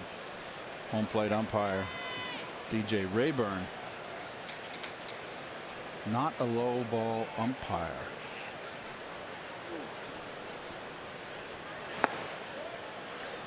And now 3-1 to Turner, who walked his last time up. One of 2 walks Vargas has given up tonight. Think about it this way.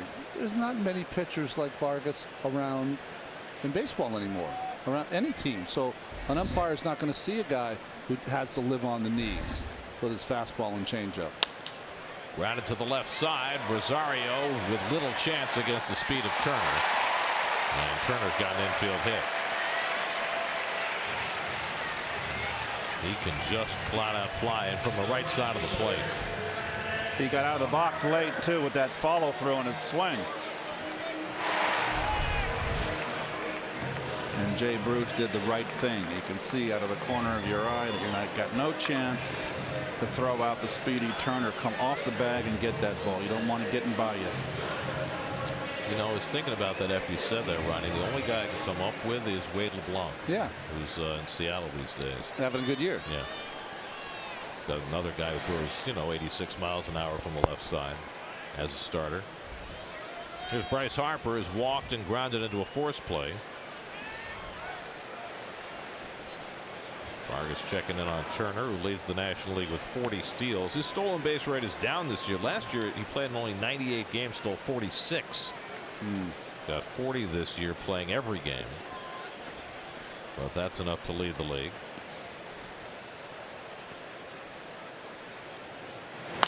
And Harper gets under one to left, flips the bat away in disgust, and Smith makes the play for the first out. And now a quick message from your Tri-State Porsche dealer.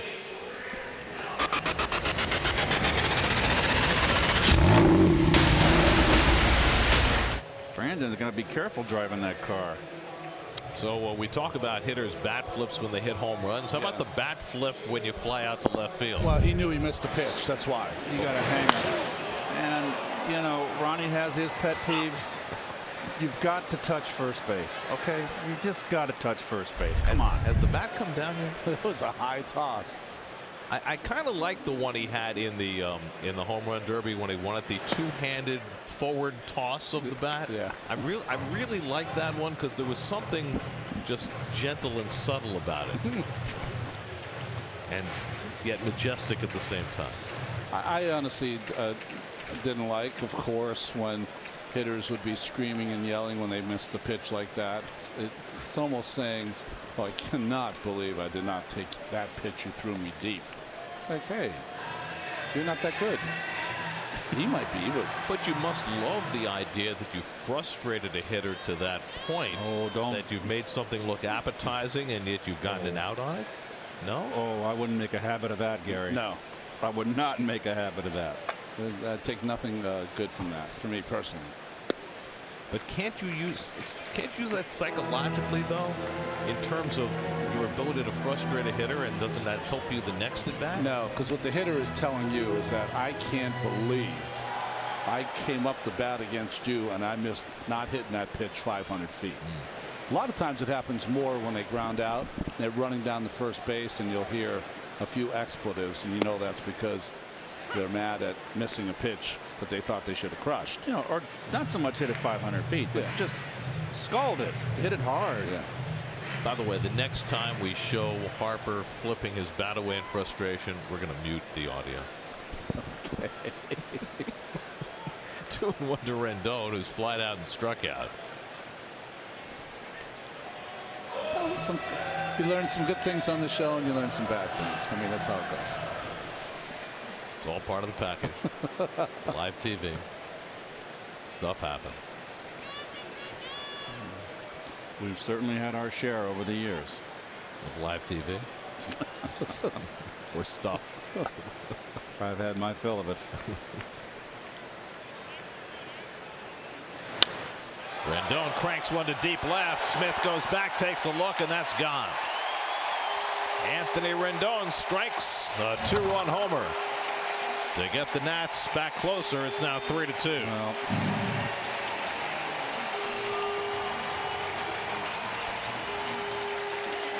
22nd of the year and the 100th career home run for Anthony Rendon.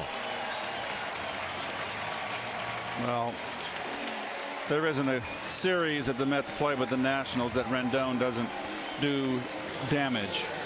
He is a really good hitter, and he gets a change up here and he waits on it, and adios amigo.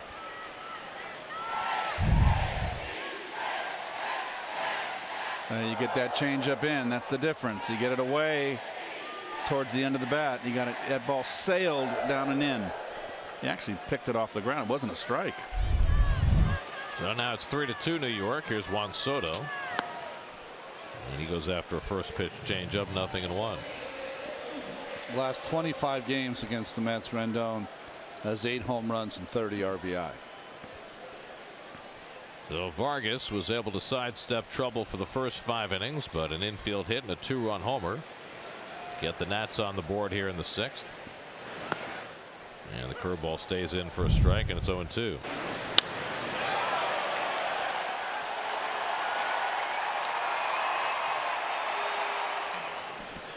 Well, you see where the ball is. That's what it's all about right there. Inside, off speed.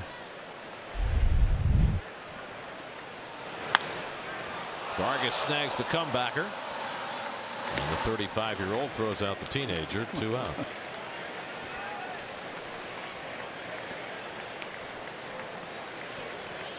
Best player not to ever play in an All-Star game, Anthony Rendon. Right. And that's going to be it for Jason Vargas. Mickey Callaway's out to make a double switch. Austin Jackson is coming into the outfield, and Vargas is done after 5 2/3. He'll leave with the lead. Call to the bullpen brought to you by Verizon. 3-2 Mets in the 6th. We'll be right back.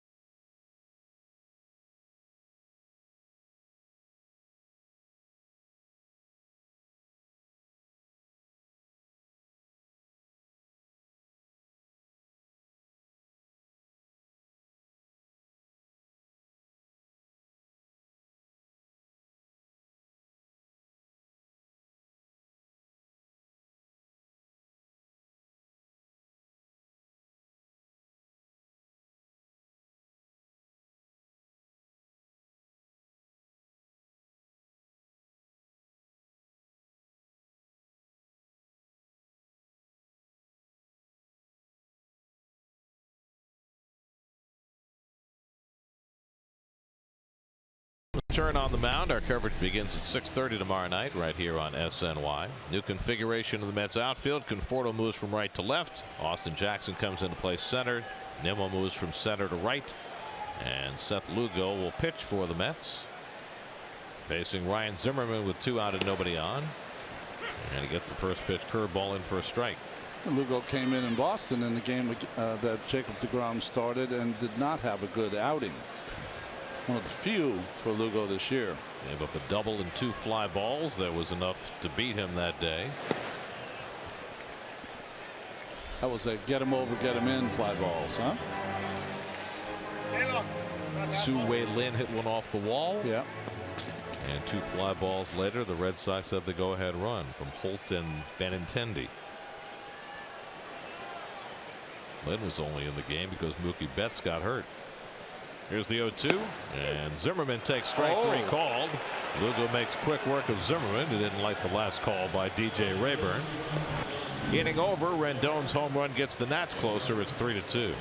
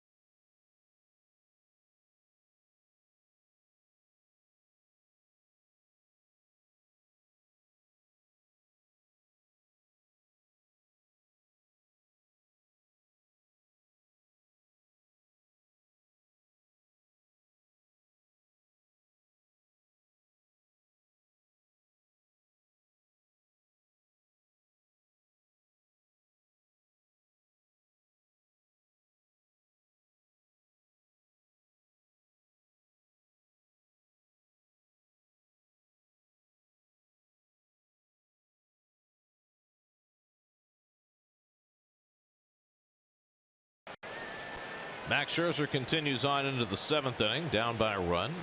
He's at 96 pitches through 6. Kevin Plawecki leads off in the 7th and takes a fastball for a strike.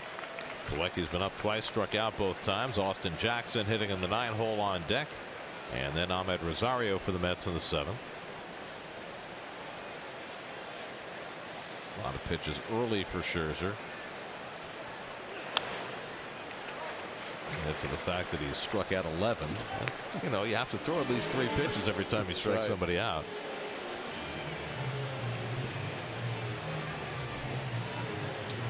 Ten straight seasons of 30 or more starts. He's now at 212 innings for the season. He is the definition of a workhorse. And he strikes out Plawecki for the 3rd time. That's a dozen now for Scherzer, who has struck out as many as 20 in a big league game. I remember when Max first came up with the Diamondbacks, maybe one of the reasons he was traded to the Tigers, there were a lot of whispers that his mechanics were not good, that he was not going to hold up, he would never be durable, he didn't have a thick enough body to take the punishment of starting. All those scouts are now doing something else. Or not. Yeah. Here's Austin Jackson up for the first time. Austin went 0 for 4 last night. He's been really struggling lately. 6 for his last 53. Scherzer's given up 5 hits tonight, but the only ones that mattered, the back-to-back homers to Conforto and Bruce in the 3rd inning.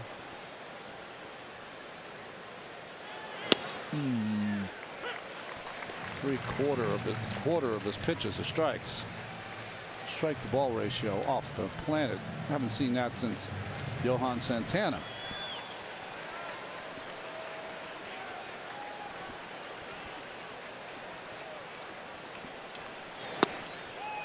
And he makes quick work of Jackson, dropping that changeup on the outside corner for his 13th strikeout of the night. 290 now for the season. 300 strikeout year for him. My goodness. He's got 2 more starts, one next week, and then his last start will come on Sunday in Colorado.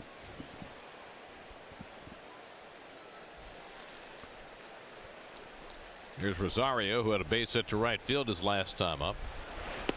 And takes a curveball inside.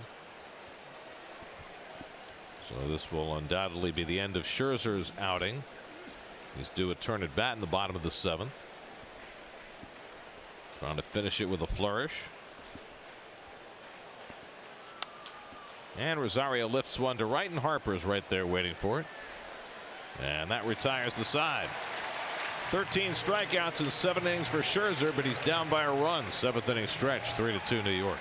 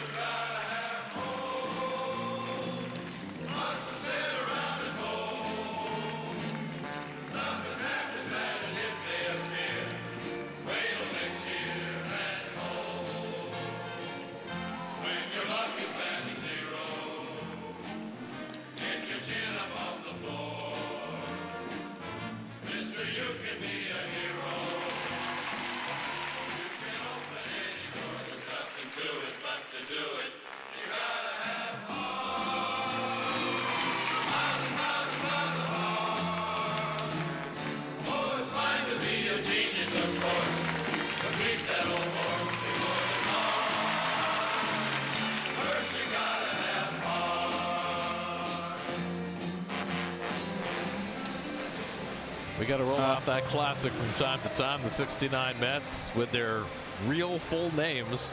Yes, Darrell Harrelson. Except they misspelled it. It's Darrell with an E, not Darrell with an A. I remember I saw that live when I was. You did? Yes, in high school. Was that the Ed Sullivan Show? Yes, I think it was the Ed Sullivan Show. Amazing. Notice Kuzman, McGraw, and Seaver got the biggest hands from the crowd. Not surprising to anybody who was around in those days. Nolan wasn't singing. Well, he was a little shy. I wonder if we would have had as much participation. Well, I would say that it would have been an entirely different event had the '86 team been asked to. Look at Nolan. Oh boy, can you imagine us on the Ed Sullivan Show? The Ed Sullivan Show. Matt Wieters leading off in the home seventh against Seth Lugo, who just threw a 98 below the knees. Wieters was up twice and struck out both times against Lugo. Against Vargas, now turning around about lefty against Lugo, and takes the breaking ball down 2-2. Now Max Scherzer getting the handshakes. Didn't want to shake Davey Martinez's hand, but he's done. One bad inning. Doesn't want to come out. Struck out 13 over 7 innings, but gave up the 3 runs on the 2 home runs to Conforto and Bruce.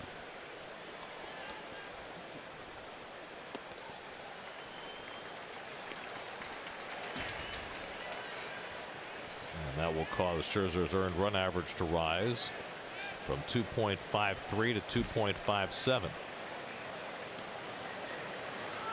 More fodder for DeGrom. Wieters lifts one to left, and Conforto eases over. 1 out. Let's check in with the studio for another game break. Eamon McEnany's on hand. Eamon.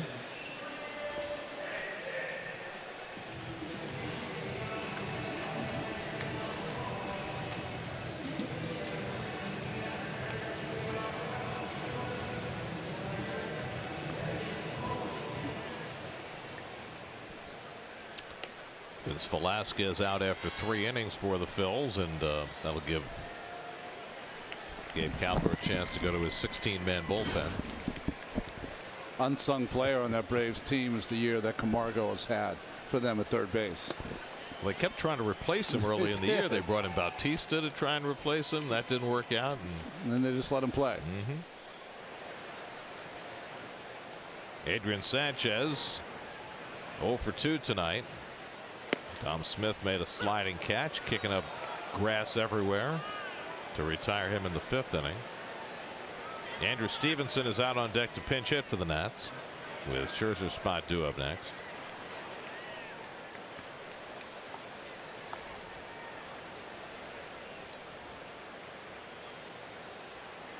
And that's it back up the middle, a base hit for Sanchez.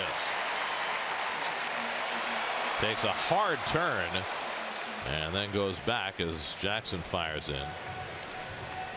Stayed in on that breaking ball there. This was a hanger, but he kept that shoulder in.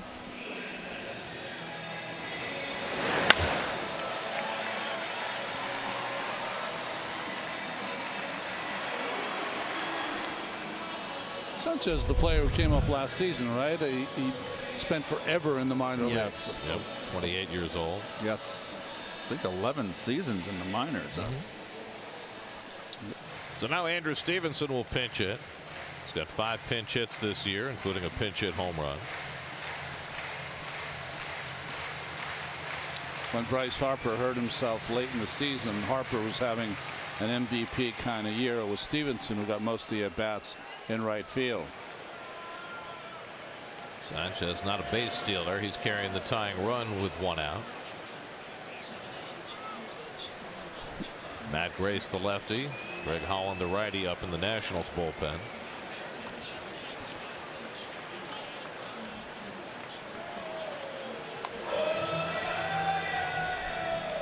Tonight's start is brought to you by People's United Bank. Scherzer gave up the 2 home runs, struck out 13.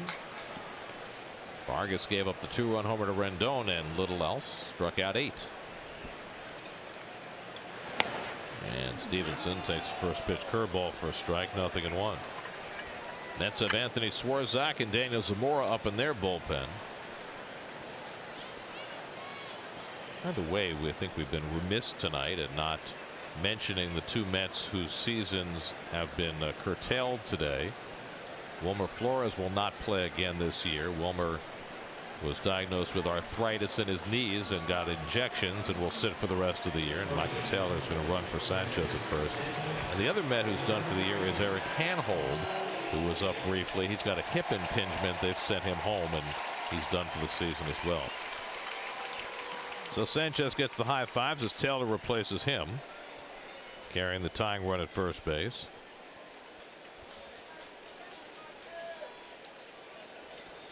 Taylor's been kind of a lost soul lately with the Nats, with all the young outfielders they have. He hasn't gotten much playing time. Took some time to make that move. Well, after a pitch had been thrown, which is always curious. Yep. Could have ran either Defoe or Taylor. Taylor's got more speed, though. Well, that's a luxury you have in September because you just took an infielder out of the game. Defoe's probably going to have to come in anyway. Like in any other month, but September, Defoe would have run. First-year manager Davey Martinez trying to figure out how to utilize a 7-man bench tonight. And Lugo spending considerable attention on Taylor at first.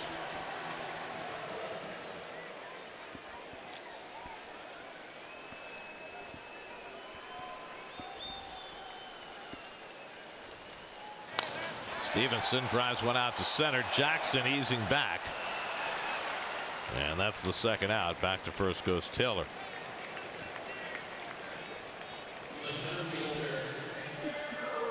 He got a late break on that ball. Wasn't sure how deep it was hitting. He kind of held his ground. You know that ball hit right at you, they say, is the toughest, right? The line drive right at you in the center field. But Jackson, I mean, really every ball that goes up in the air, it takes him an extra beat to figure it out. Yeah. He's good at tracking balls once he gets started, but his breaks off the bat are not terrific. 2 out, Taylor at first. Here's Robles, who's gone 0 for 3. Struck out twice and was thrown out trying to bunt his way on.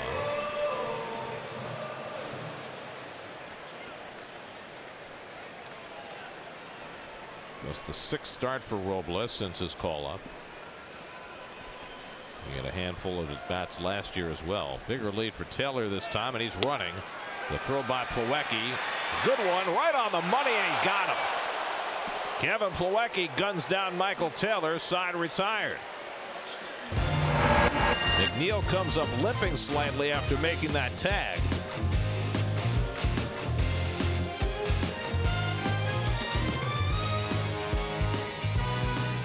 But the caught stealing gets Lugo through the bottom of the 7th. Still 3-2 New York.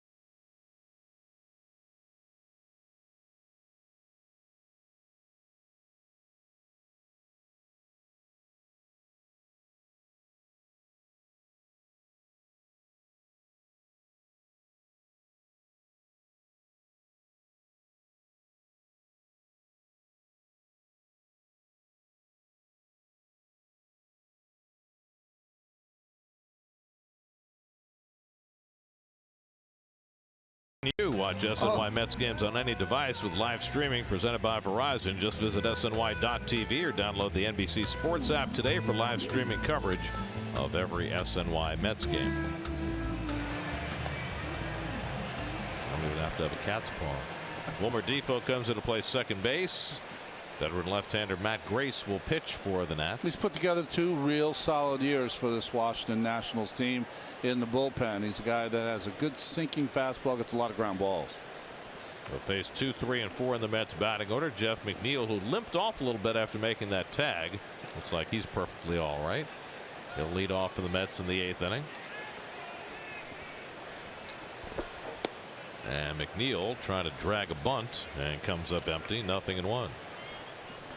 McNeil hit a pop fly into center field that was lost in the twilight by Victor Robles and fell for a double in the first.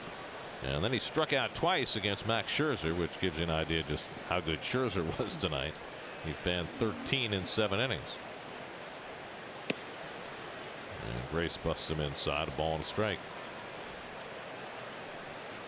Matt Grace, who was on that UCLA staff with Garrett Cole and Trevor Bauer and Eric Goodell. Yeah. Some good pitchers. Gee. Now that's a staff. Big time. They always have a good program, UCLA. Solid.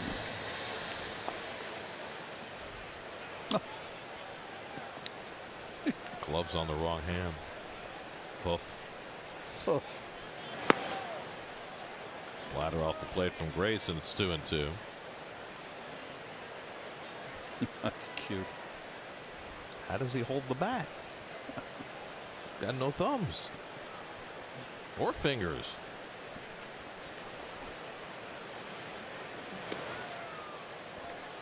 Just off the corner and a full count to McNeil with Conforto and Bruce to follow.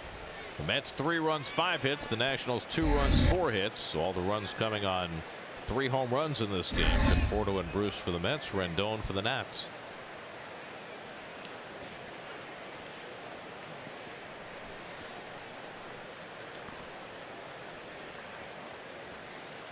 Three, 2 coming, and he yanks one down the line. That's a base hit going to the corner.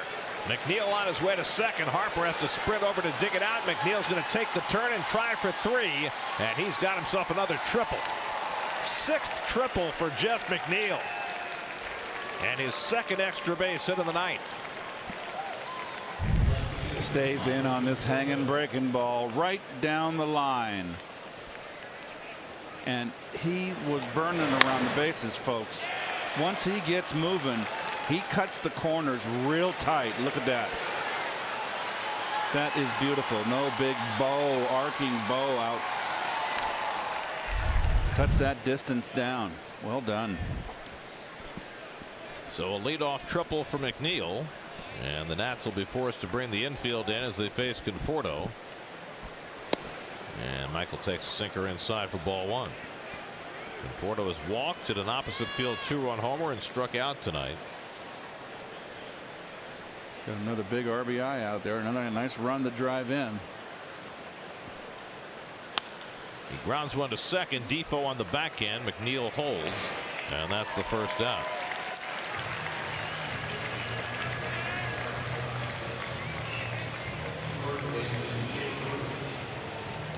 So 1 out. McNeil still at third. They'll keep the infield in for Jay Bruce. Bruce homered deep into the seats in left center in the 3rd, and then he hit a line drive that appeared ticketed for right field, but Sanchez, playing back in the shift, was able to grab it, I don't know, 210 feet from home plate. Maybe not that far, but close. I wonder what the deepest is any infielder's ever caught a ball in a big league game. You know, where he was stationed as an infielder. Yeah. It was one of the deeper ones we've seen. And Grace picks off the inside corner and gets ahead 0-2. Well, he's going to run that sinker up against these left-handers down and in and try to get under the bat. He was successful with Conforto. Todd Frazier on deck to pinch hit with the pitcher's spot due up next. They've got a right-hander up in the bullpen. 0-2 to Bruce. And he lines one into right center for a base hit. That brings in McNeil. Jay Bruce drives in his second run of the night. And he did it this time behind in the count. And the Mets now lead 4-2.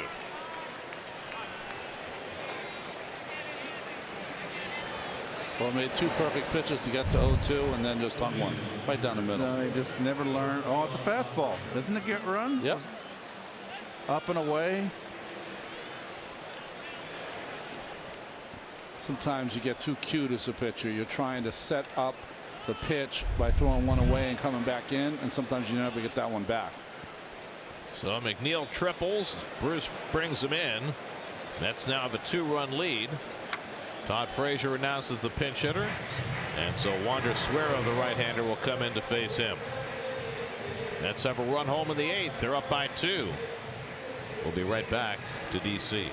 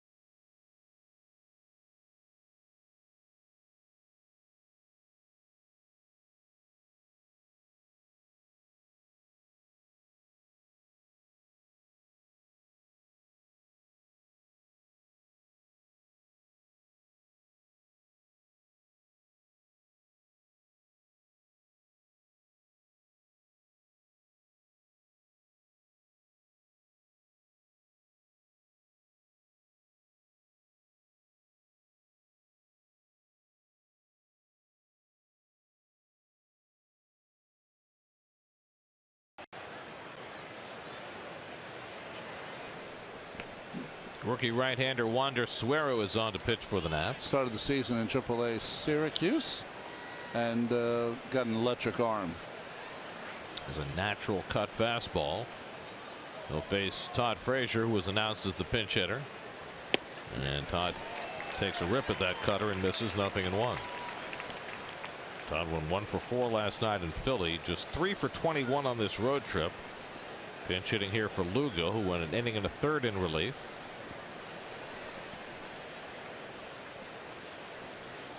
Bruce at first with 1 out. And Frazier takes a strike with a fastball, and it's 0-2. Matt Gray's faced 3 batters, gave up 2 hits and a run so far. And now Suero trying to lock down the inning. It's taken Suero a while to get here, 27 years old, but he's had a nice rookie season. It's outside to Frazier, 1-2. Coming up later on Geico Sports Night after the post game, all the Jets Browns coverage. Giants getting ready for their game this weekend as well, and the Knicks are preparing for a play with a new coach. 1-2 coming, and that one misses away. 2-2 to Frazier with Brandon Nimmo on deck.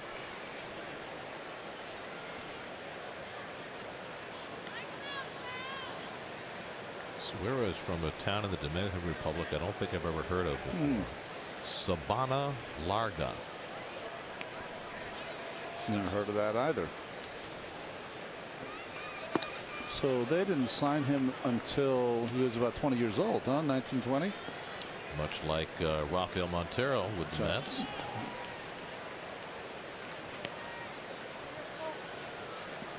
which is very unusual. I mean, usually Dominican players sign when as soon as they turn 16. Yeah. 3-2 with one out. Bruce at first, not running, and Frazier goes down on the cutter for strike 3. That's the second out of the inning. This ball didn't cut. That ball just stayed inside and tied him up. How about his changeup? I don't know what it was, but he's going to electric arm. Ball goes all over the place. So 2 out. Bruce still at first, and here's Nimmo, who struck out twice and walked.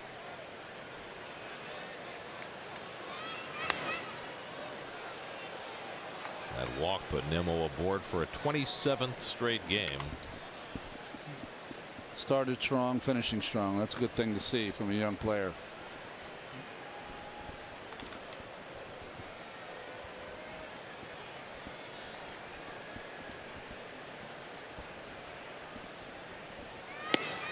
Mickey Callaway was asked about Nimmo and where he fits next year. He's asked, could he be your regular center fielder if the personnel dictates that? He said yes, but we see him more as a corner guy, and I think that's fair. Yeah. I think he's a guy you can play in center, but I think you'd prefer to see him on a corner.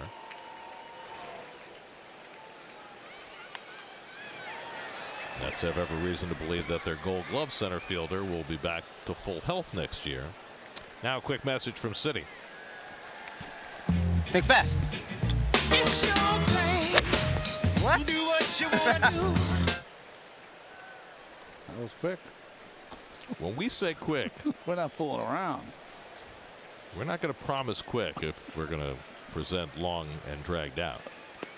Nimmo goes down on that changeup, and that retires the side. So Suero with a couple of strikeouts after the Mets cash a run in the 8th. 4-2 New York going to the bottom.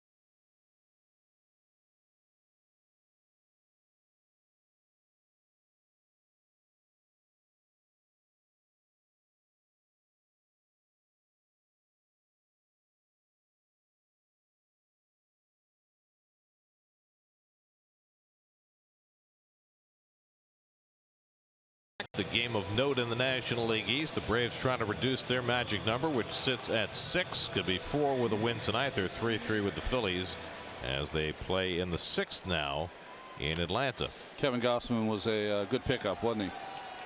Freddie Freeman 3 for 3 last night, 2 for 2 today. Big game for Ed. Anthony Swarzak will pitch the bottom of the 8th for New York. Pitched a couple days ago, got a couple outs, both by strikeout. Robles hits one off the mound and into center field, and he's got a base hit on the first pitch thrown by Swarzak, and just like that, The Nats will get the tying run to the plate in the 8th.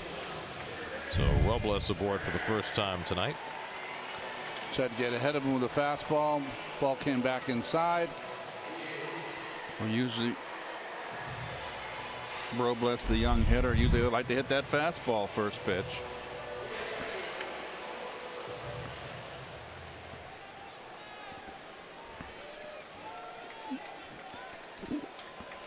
So now Trey Turner has been on base twice tonight with a walk and an infield hit. Robles with great speed at first, but the Nats down by 2 in the 8th. So the reins might be put on him. And Swarzak gets the slider in for a strike.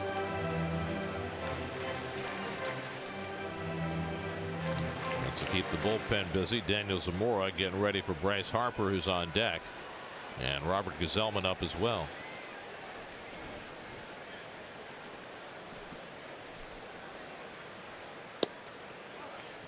And Swarzak misses away with a slider, 1-1. It has been an injury punctuated year for Swarzak. Trying to get some feel goods in these last 10 games of the season, go into the offseason on a positive note after what has been pretty much a lost year. 2 balls and a strike to Turner.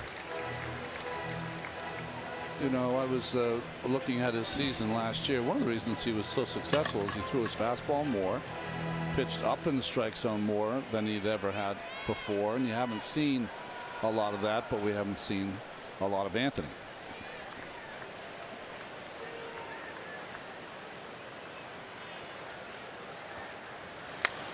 Turner fouls off the fastball. Last year he threw his fastball 48% of the time. This year 54. Yeah. But I guess it's the quality of the fastball more than the quantity. And how he's felt about his slider. You know, Yep. he really hasn't thrown that pitch consistently. When you have an oblique, I don't care if you're a pitcher or a hitter, it's a tough injury.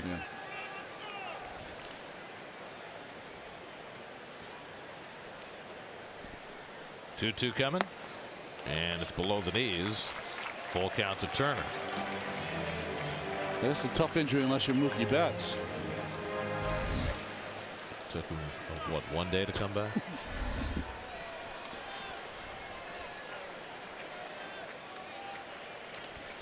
Robles at first and nobody out. He can fly, so we'll see if he runs on 3 and 2.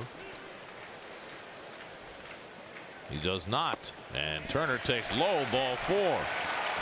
And thus the Nats have the tying runs on base, nobody out, and Harper coming up, and here comes Mickey Callaway. He's going to want the lefty to face Harper.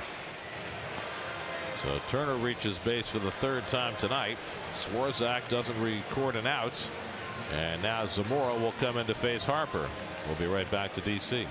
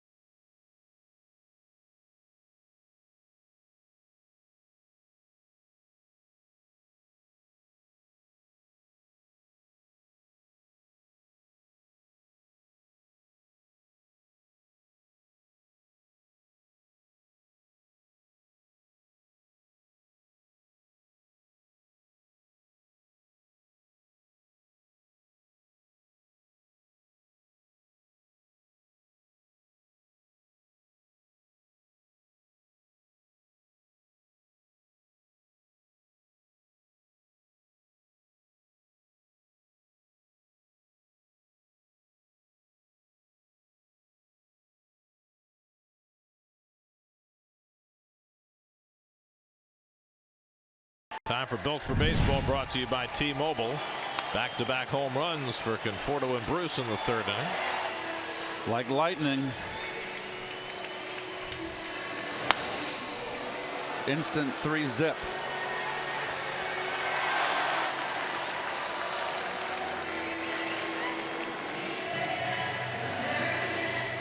Four to 2 New York in the eighth, but the tying runs on base, and Daniel Zamora comes in to face Bryce Harper. A rematch. Zamora got him out in New York. 10 of his last 11 outs have come via strikeout for Zamora. Harper's 0 for 2 and a walk tonight. First and second, nobody out. Great speed on the bases, and Harper goes after a first pitch slider and fouls it off. I mean, there's no secret with Zamora what's coming. Right. Particularly for a left-hand hitter. That big sweeper. But the good thing is that he's got a couple of different kind of breaking balls, and if he throws his good one, usually he's not put in play. Well, his best one winds up out of the strike zone. Yeah. The first one was not a good one. Right.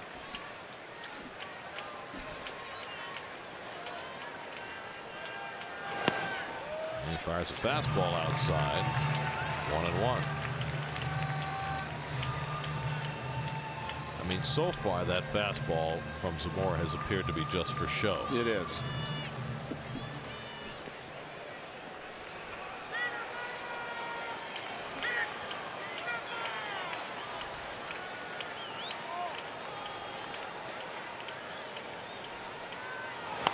Harper fouls it off the end of the bat, and it's 1-2. He's got to make sure he gets that breaking ball away when he throws it to Harper. You see in that swing, Harper pulls away from home plate, pretty much almost like Ichiro, which makes him vulnerable to that breaking ball away.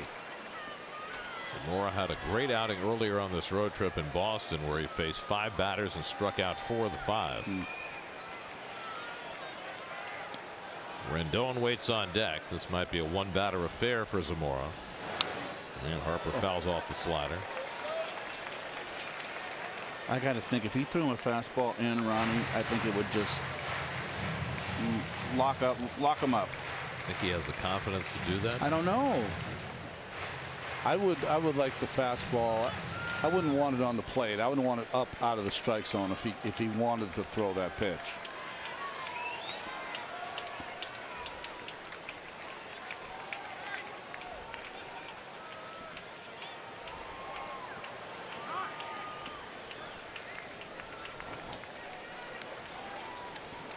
Wonder whether Zamora and Plawecki are at odds about that. Just him not agreeing to the pitch. Maybe he wants to go with one fastball before he gets back to the breaking ball.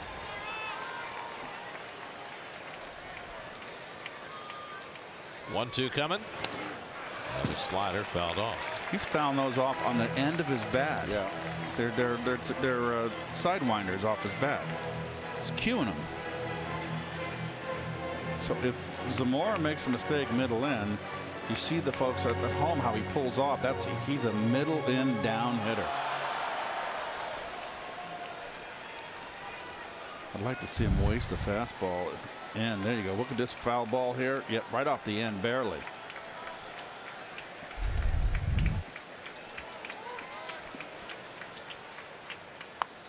And another one. Well, it's obvious that he's hanging in there and doesn't have any thought of a fastball in.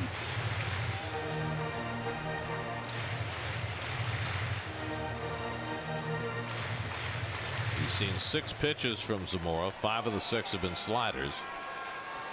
The only fastball was out of the strike zone. Robles at second, Turner at first with nobody out. Gotta keep an eye on them. 1-2. Well, he came with the fastball, and Harper fouled it off.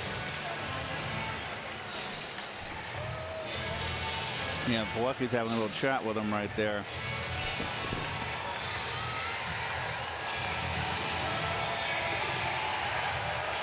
I mean, to me, Harper's shown me that he wants to swing, and he'll swing at the breaking ball. So you don't really have to bounce it. Just make sure it's away. All the breaking balls he's thrown have been strikes. Just make sure it's off the plate, 3 or 4 inches. He'll swing at it.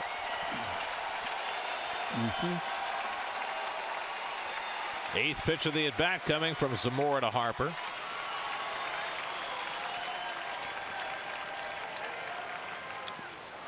Again, he just gets a piece of that slider. I don't know if Zamora does it on purpose. If he does, hats off to him.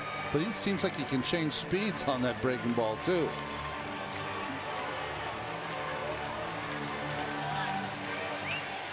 What a battle. Harper's fouled off 5 of them. And the last few, he's just barely got it.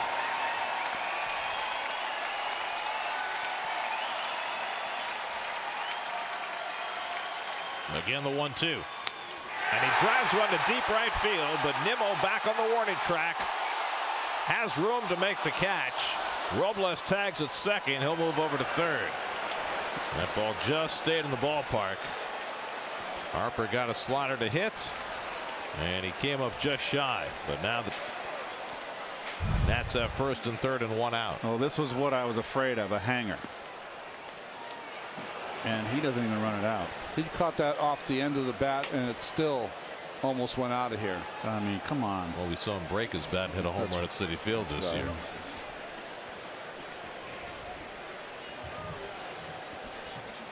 A little bit towards the end. And there's your difference. He bits that ball over the plate another 2 inches. So a 9-pitch battle. Zamora wins it by an eyelash. He'll exit. Gazelman will come in. 4-2 Mets in the 8th. We'll be right back.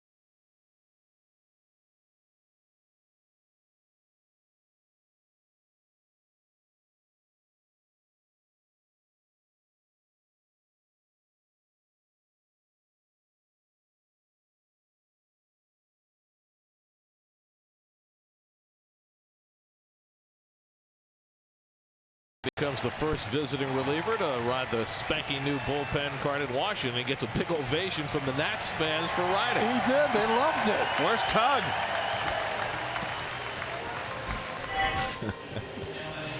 So Gazelman is in to face Anthony Rendon. Let's go back to Daniel Zamora's battle with Bryce Harper. Well, when you go through the pitch sequence, it was almost all sliders. The one thing I like about Zamora, he has shown no fear. He will go right after hitters. It doesn't matter who they are. And each successive breaking ball was away enough that Harper had a hard time putting the ball in play. But then he hung one, and it just stayed just enough towards the end of the bat to stay in the ballpark. There's the contact. It's a game of inches. Yes, it is. So Harper with that 9-pitch battle comes up a little short. Zamora and Harper can only watch now as Gazelman comes in to face Rendon, whose 2-run homer got the Nats on the board in the 6th. His 22nd of the year, his 4th against the Mets.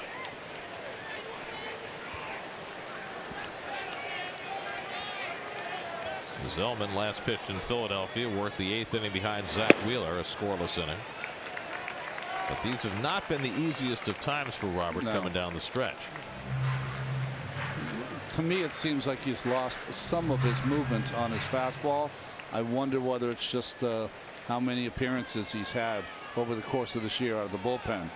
You'd have to think Turner wants to steal this bag. Rendon has great numbers against Zellman, 6 for 12 in his career.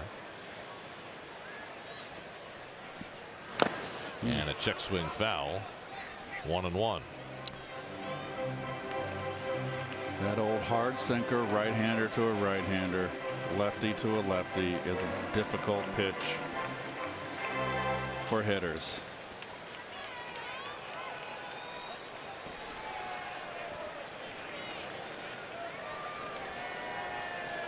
Turner, the National League stolen base leader, representing the tying run at first.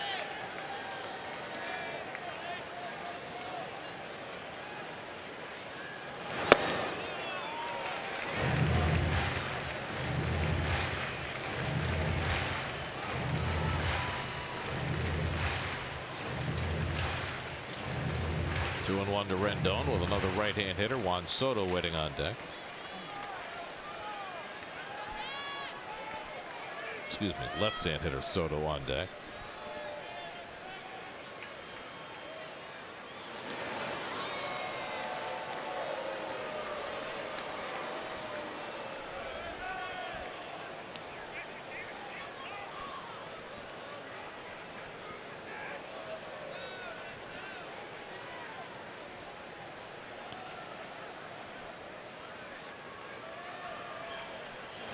And Rendon foul tips the fastball, and it's 2-2.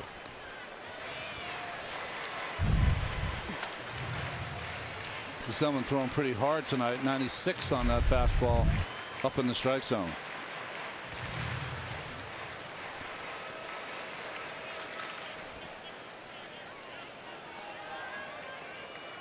Surprising that Turner's not made a move. Very surprising.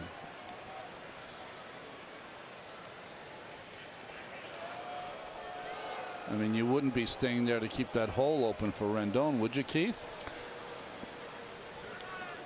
Rendon can go that way. I would not want to steal a base here. If I was, I would put a hold on him. I just got one out. You don't want your. That's a big run at third base. I just don't think the Mets can throw him out. Well, Pilecki's already thrown. Yeah, you're right. Thrown someone else out already. What was that? It was Taylor. Taylor, who can run. So I could leave that hole for Rendon and that, like you said, run.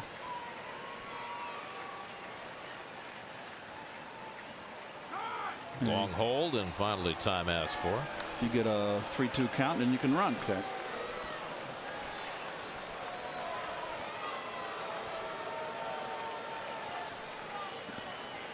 Game in Atlanta has gone to the 7th. Braves and Phillies still tied at 3.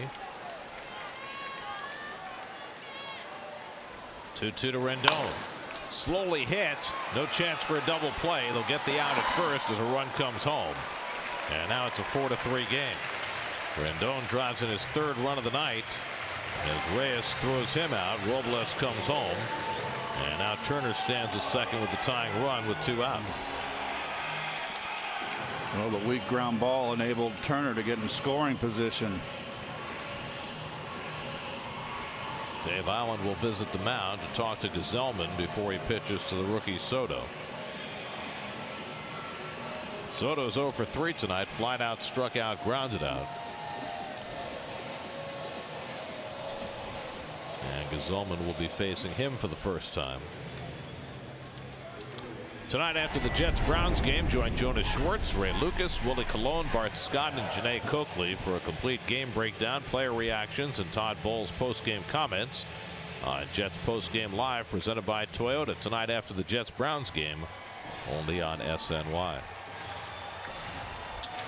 No, the problem you have with Zellman here is if you try to pitch, I know he's only 19, carefully to Soto, with all his walks, obviously he knows the strike zone.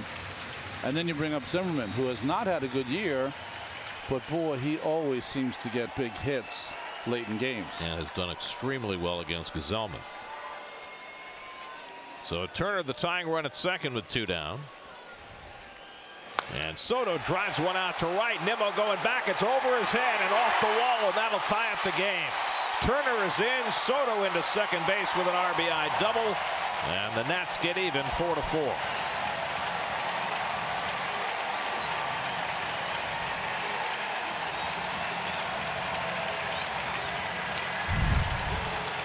Sinker that didn't get right down the middle. Didn't get it away enough. And let me tell you, young Soto, very impressive. Bullet off the wall. That was the one hitter that I've seen Nimmo play extremely shallow on.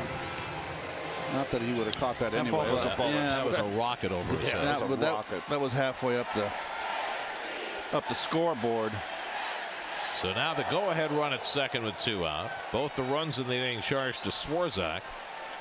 And here's Zimmerman, who's 5 for 9 in his career against Gazelman, and takes a slider off the plate for ball 1. First ball, fastball hitting, RBI situation.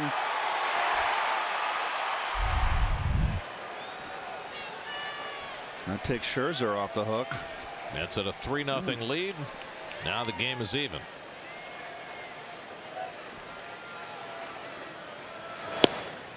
And Zimmerman takes a slider on the corner, and it's 1-1.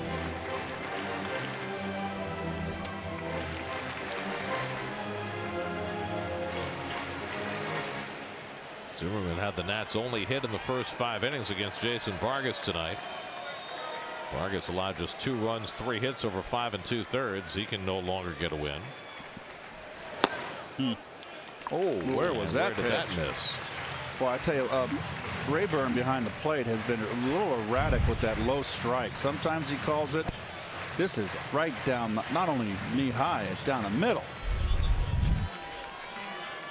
Oh well, it's human to err. And divine to forgive. 2-1.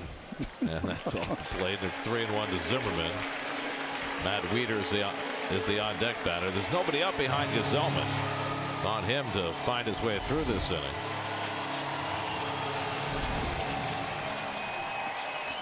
Weeder's on deck. I would not give him anything to hit.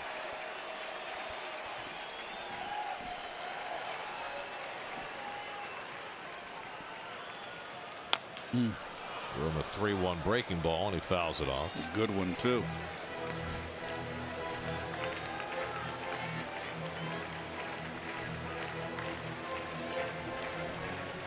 Gazelman, the 5th Met pitcher of the night. Seth Lugo held them at bay for an inning and a third, but Swarzak faced 2 batters, gave up a single and a walk. After Zamora won his battle with Harper, Gazelman's given up an RBI ground out and a run scoring double.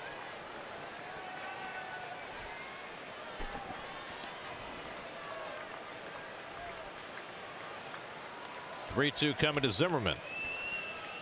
And he taps one back past Gazelman. Rosario charging, has no play. An infield hit for Zimmerman. And now the go-ahead run is on third. Well, it's a ball that off the bat you figure Gazelman's going to get his glove on, but he couldn't get to it. Falls off a little to the first base side, so couldn't recover the other way. And good job by Rosario to hold this ball. Don't throw it, make a mistake. Hoping that maybe Soto would take a turn around third, but he did not.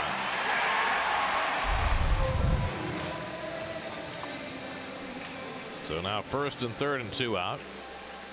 And Matt Wieters will be the batter. Wieters has struck out twice and flied out.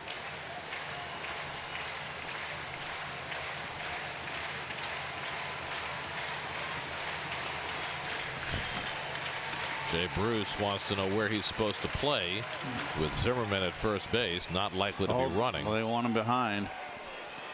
Yes, I can deal with that. Just stay close and push back when Gazelman delivers the ball. Soto dancing off third, and Wieters takes a fastball for a strike. Wieters 1 for 7 in his career against Gazelman.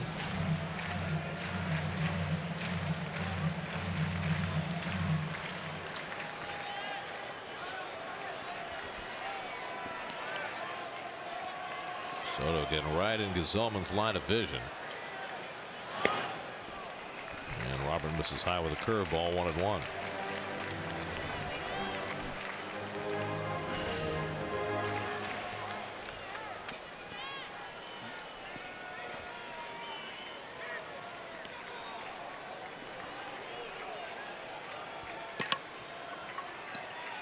And Wieters grounds one foul. 1-2. Tim Bogart with the play, first base coach for the Washington Nationals. Former Mets shortstop, always had good hands.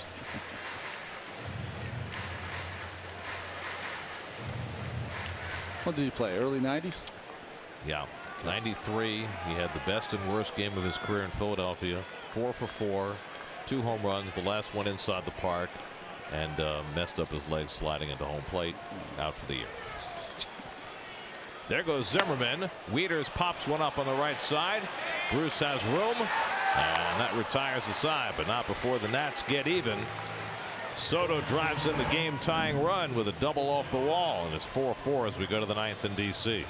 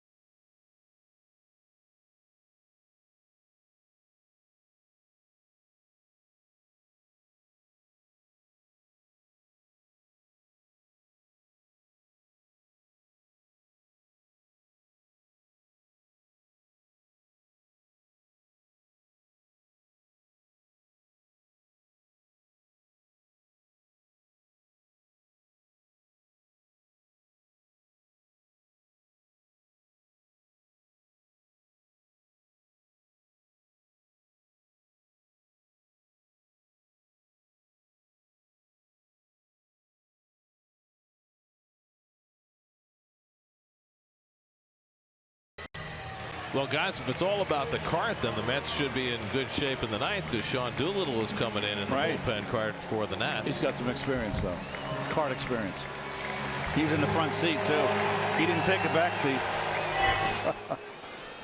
Doolittle missed 6 weeks with a stress reaction in his foot. Came back the 2nd week in September. One of the few relievers in baseball that can come in and primarily just throw high fastballs that hitters can't catch up to. Jose Reyes, first man to face him, takes a fastball for a strike. Reyes is 0 for 3, flied out, grounded out, struck out. Kevin Plawecki on deck, then Austin Jackson in the top of the 9th. Mets led for most of the night, but that lead is now gone after the Nats tied it with 2 in the 8th. And Doolittle quickly ahead on Reyes, 0-2.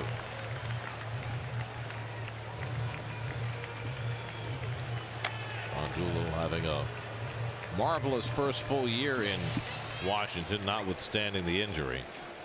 25 saves and 26 tries, a 1.7 ERA. He's walked 4 batters all year.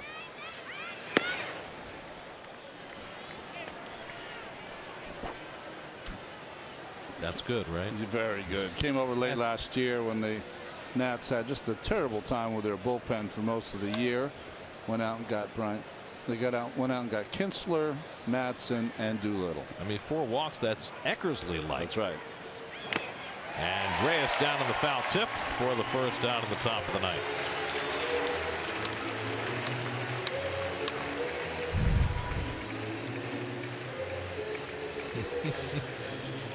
You hear what they played? Yes, Strikeout? that's funny. The Sweet Judy Blue Eyes. Yes. Here's Plawecki, who was up 3 times against Scherzer and struck out all 3. Scherzer fan 13 in his 7 innings of work. Little nubber off the end of the bat. Doolittle's going to have to hurry to get to the bag, and he does. Beats Plawecki there for the second out. Did you see that ball track on the grass? Yeah. It was a sidewinder.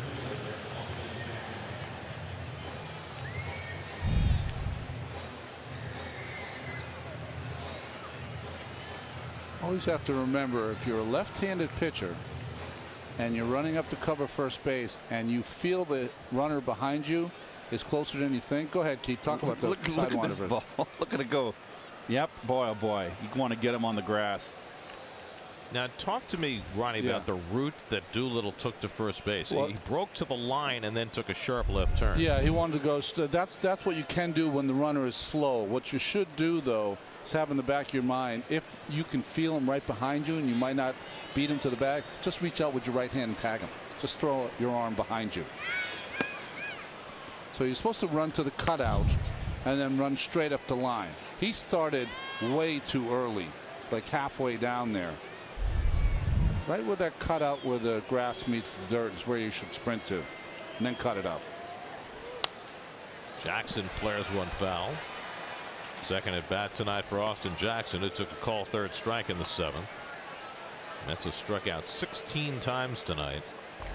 Night before last in Philly, they struck out 15 times. 26 outs, 16 by strikeout. Tyler Bachelor up in the Mets bullpen. Looks like he'll get the bottom of the 9th.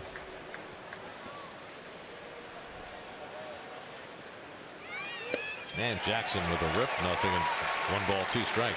Just upstairs, I can see upstairs fastball pitcher Doolittle right over the top. And I can see why he's successful with today's hitters on the uppercut. He lives upstairs in the attic. They're not booing, they're doing. To Jackson. Rosario would be next.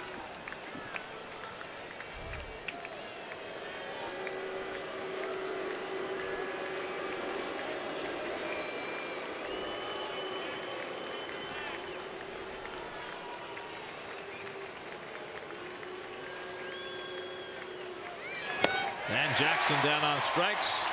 That's 17 strikeouts for Nationals pitchers tonight. Doolittle gets him out 1, 2, 3 in the top of the 9th. We go to the bottom of the 9th, tied at 4.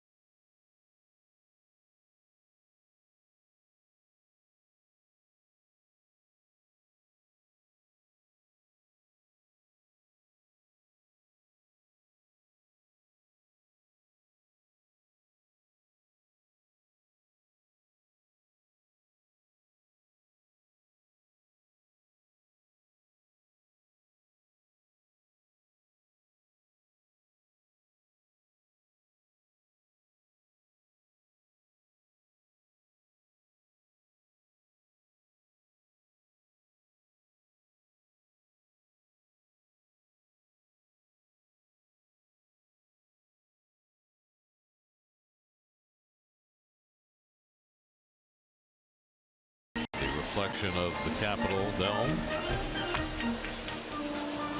So much construction here around this ballpark that we're starting to lose our vision of the Capitol building from the ballpark. We can see it in between a couple of the buildings, but with Yes. all the cranes in the neighborhood, it's only a matter of time. Yeah. Tyler Bachelor will work the bottom of the ninth. He worked a couple days ago, also clean inning with a couple of strikeouts. Wilmer Defoe will lead off, his first at bat in the game.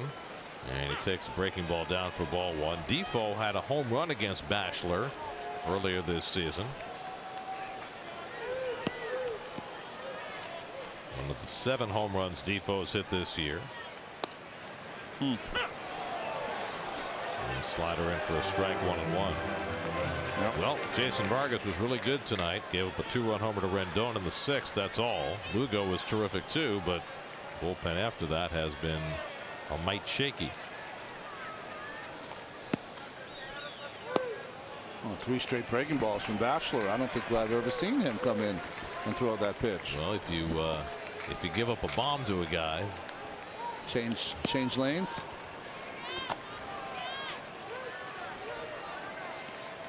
Bachelor's had trouble with the home run ball. He's given up 6 of them in 28 innings. Oh, Defoe with a very defensive swing on a fastball running in on him. What are you laughing at, G? To me, it's like you, Ronnie, when you jam someone. This is just, oh my gosh. You look at that and you go, holy cow, how did that guy get to the big leagues? That kind of swing. Adam Tied up. Eaton is out on deck to pinch hit for the Nats with the pitcher due up next.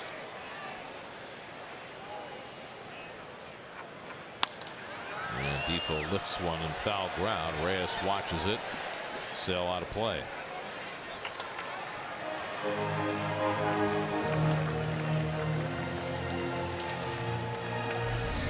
There's Eaton on deck. Victor Robles behind him.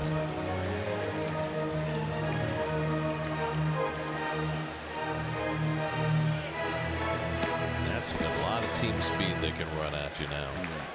Robles and Turner and Eaton and Defoe.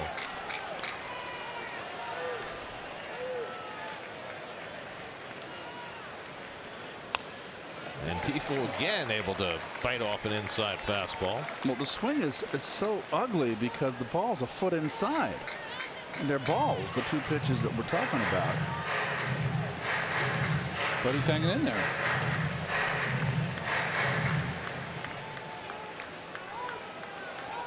Throwing 99 in off the plate, and Defoe's managed to foul off a couple of those. And he rolls one to the right side. Bruce puts it on target to Bachelor for the first out. You got to be ready with Jay Bruce at first base. He's not going to give you a lollipop. He lets it go. He'll give you a sharp, firm throw, which I never minded. Now Adam Eaton will be the pinch hitter. Eaton's had a really nice second half for the Nats after being hurt for so much of the first half. Sitting tonight with the Mets starting a left-hander. Pinch hitting here against Bachelor in the bottom of the ninth. Corners in for the Mets as Eaton takes a curveball for a strike.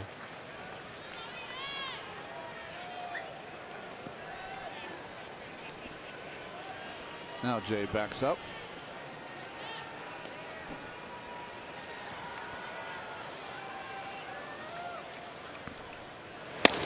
Ooh, good fastball. Bachelor's got good stuff.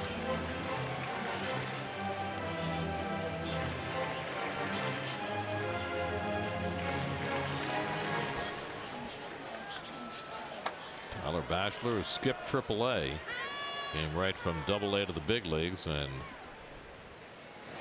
has shown some real flashes. 1-2 now to Eaton. You can see why, throwing 98, 99 miles an hour. Yep. Well, the whole difference is he's thrown, what, 3 breaking balls? They've all been strikes. If he throws that for strikes, and we've said the same thing about Drew Smith, too, makes them very, very dangerous as relief pitchers.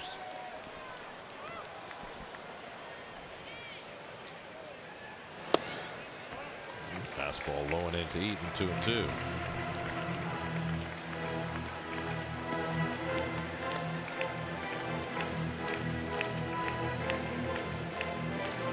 Braves have gone in front of the Phillies 4-3 as they bat in the bottom of the 7th.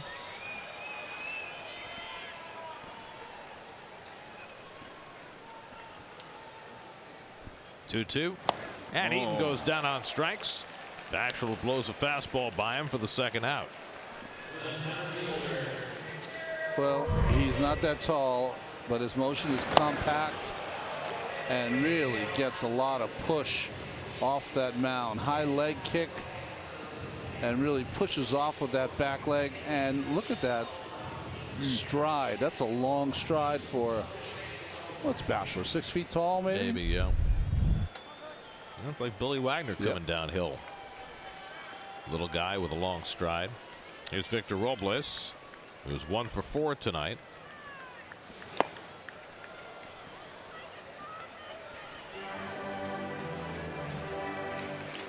Nationals have Greg Holland up in the bullpen. Looks like he'll pitch the 10th if we get there.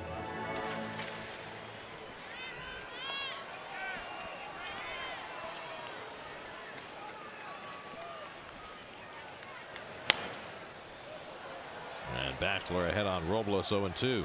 Bachelor's got a very live fastball. He can run it up there.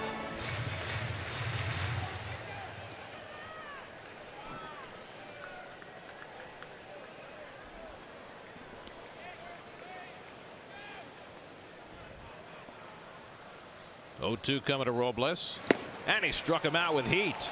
Very impressive inning for Tyler Bachelor. He sets the Nats down 1-2-3 with a couple of strikeouts.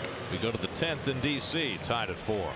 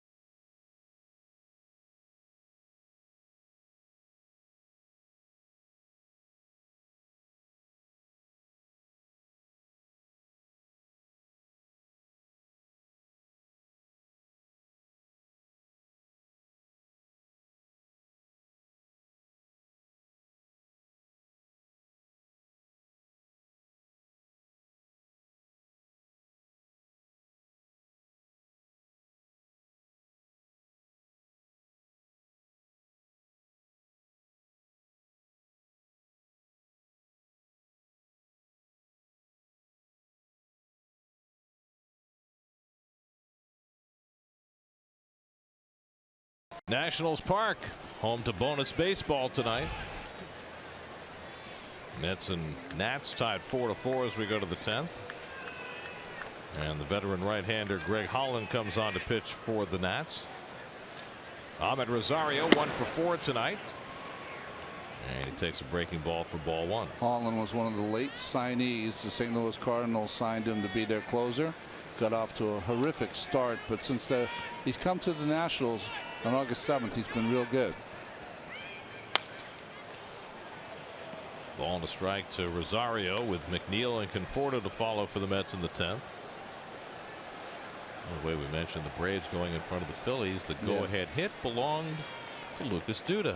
RBI double, 4-3 Braves. What did you call him, Keith? Little Luke? Little Luke. Little Luke McCoy. Little Luke. Richard Crenna. That's hit hard through the hole. A base hit for Rosario. And that's how the 10th inning begins with Rosario's second hit of the night.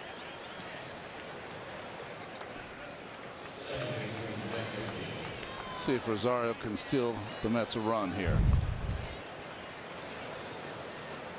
Well, here's a case where McNeil can maybe take a strike and give Rosario a chance to steal. And those are things that you can discuss before the at bat. Yeah. And like Rosario, when you're a veteran, hey, If I get on, Jeff, if I get on, I'm going to run first, second pitch. You know, just get it out there. yeah, Did you just call Rosario a veteran? No, it didn't. Well, it was a mistake. It's like a battlefield promotion. I said if he was okay, yeah.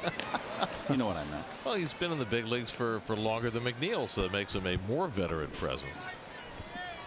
McNeil is 2 for 4 tonight. He had a fortunate double and a hard hit triple. 6 triples now for McNeil. There are only 2 Mets who've ever had more triples in their rookie season. And you played with them both. McNeil showing bunt on the first pitch. Mookie Wilson had 8 triples in his rookie season in '81, and Darryl Strawberry had 7 triples in his rookie season in '83. And the difference is that both those guys, both Mookie and Darryl, were in the big leagues almost all year. yeah. Their rookie seasons, whereas McNeil's been up only a couple of months.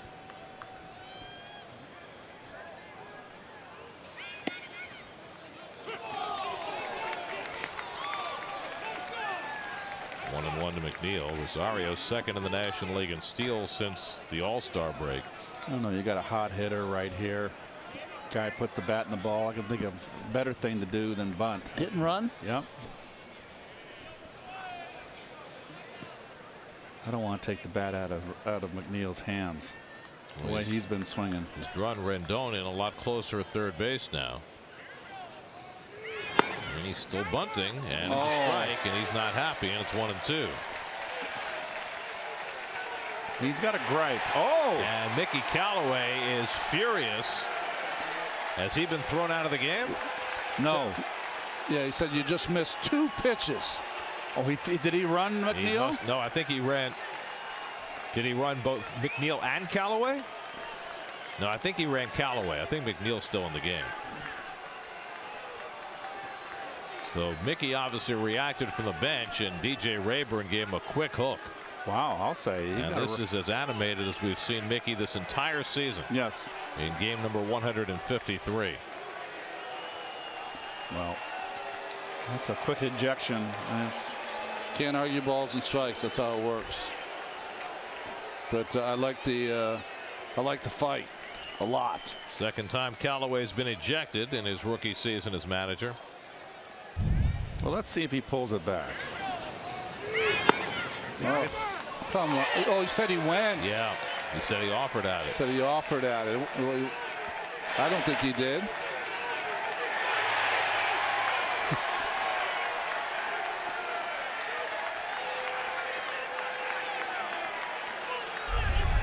Yep.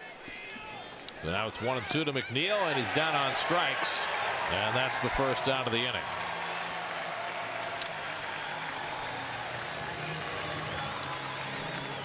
I would say that Mr. Rayburn got an earful. Yes, he did. No need to read lips.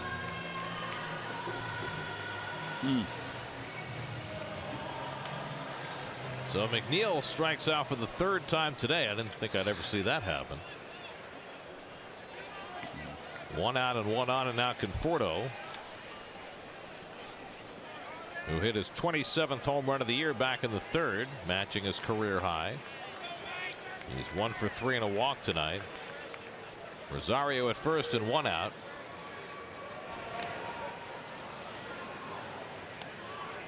So Gary DiSarcina, the Mets bench coach, now has the lineup card.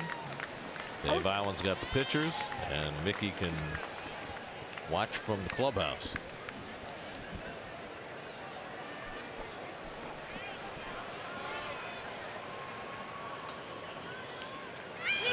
You know, the reason I was a little puzzled by the bunt is that if it's successful, then you just walk Conforto. Correct.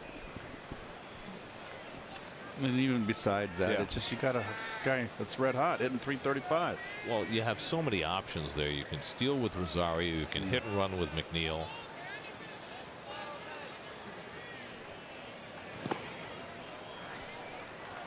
Throw a ball in the dirt, and it's 2-0.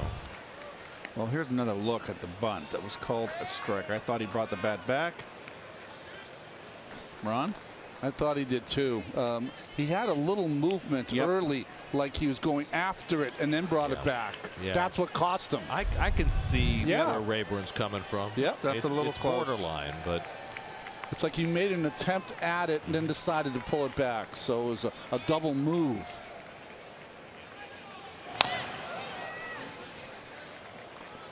Extra Innings on SNY is brought to you by Nissan. Get the technology of tomorrow today at Nissan Now. Shop ChooseNissan.com.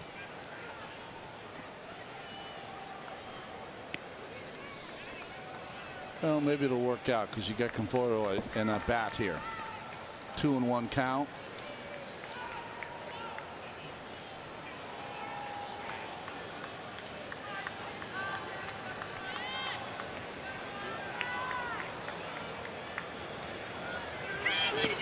And Holland buries one in the dirt. Good stop by Wieters, and it's 3-1.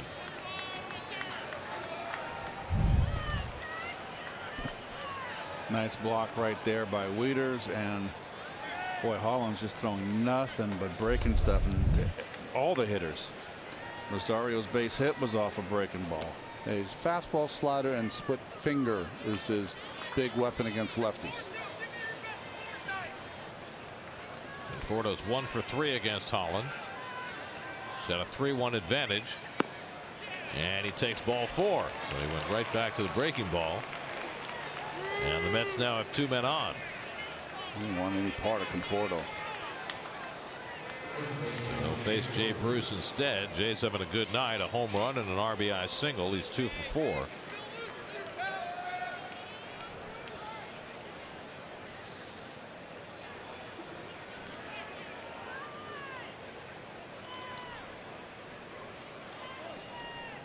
So Holland making life difficult for himself after he got maybe a shade of a break on the McNeil at bat.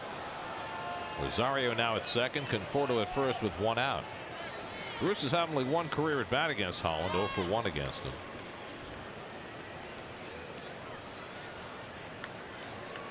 Turner playing right behind Rosario at second, so he can't get far away.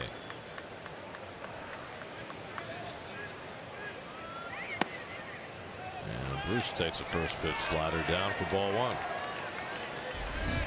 Jack Reinheimer out on deck with the pitcher spot due up next. Jacob Rame is up in the bullpen for New York.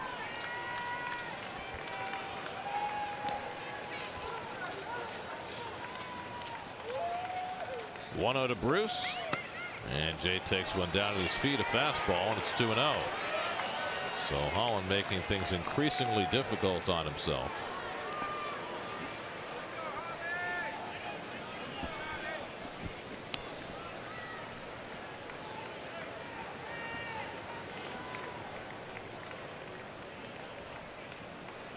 That's breaking ball 2-0. What new? It's been the pattern. And he missed with it, and now it's 3-0.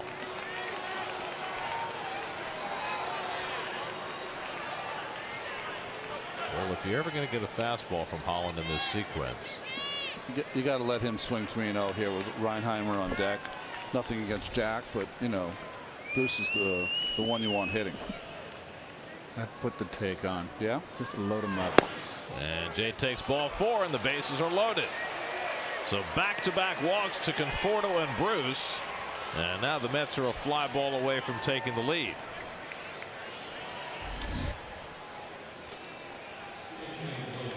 Tim Collins, the lefty, Coda Glover, the righty, both ready if needed in the bullpen, but it looks like Davey Martinez is going to stick with Holland. Boy, it's hard to stick with a guy who hasn't thrown a strike to 2 hitters. So it's Reinheimer trying to get that lead run home with Rosario at third, Conforto at second, Bruce at first. The infield to play halfway because Reinheimer's got pretty good speed. And Jack takes a fastball off the plate for ball 1.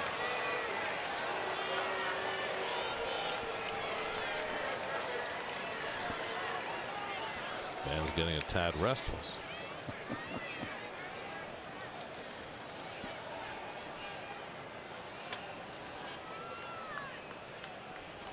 And Reinheimer, it's a comebacker. Holland comes home. Wieters to first, double play, side retired.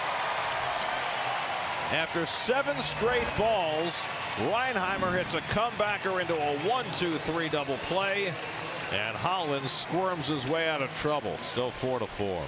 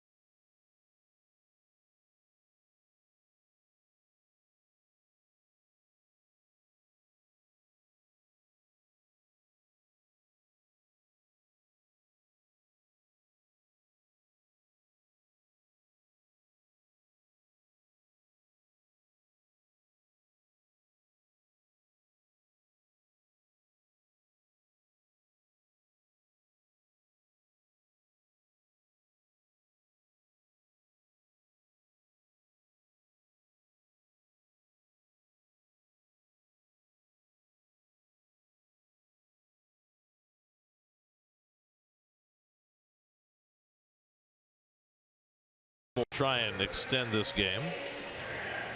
He comes in to face 2, 3, and 4 in the Washington batting order. Turner, Harper, and Rendon due up after Tyler Batchelor had a very impressive 9th inning. And Turner goes after a first pitch slider, 0-1. Turner's been on base 3 times tonight, 2 walks and an infield hit. He's scored 2 runs. Nats rallied for 2 in the 8th to tie this game, and Turner bluffing a bunt. Oh, where's that pitch?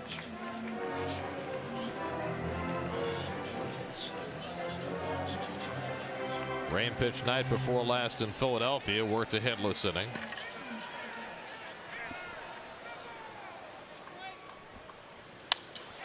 Turner flies one out to center, and Jackson's there. 1 out. Jacob Rames just happy to be able to stay in one place for a while. For a whole month. After coming up from Vegas on 10 separate occasions this year. Well, here's Harper, who's gone 0 for 3 and a walk. Had that long at bat against Zamora his last time up with 2 on in the 8th. Finally got a slider he could hit and hit one to the fence and right that Nimmo caught.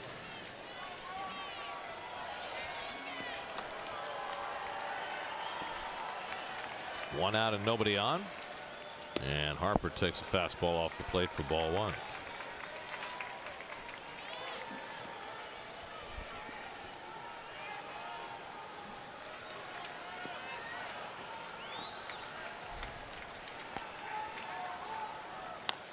A little roller on the right side might be trouble.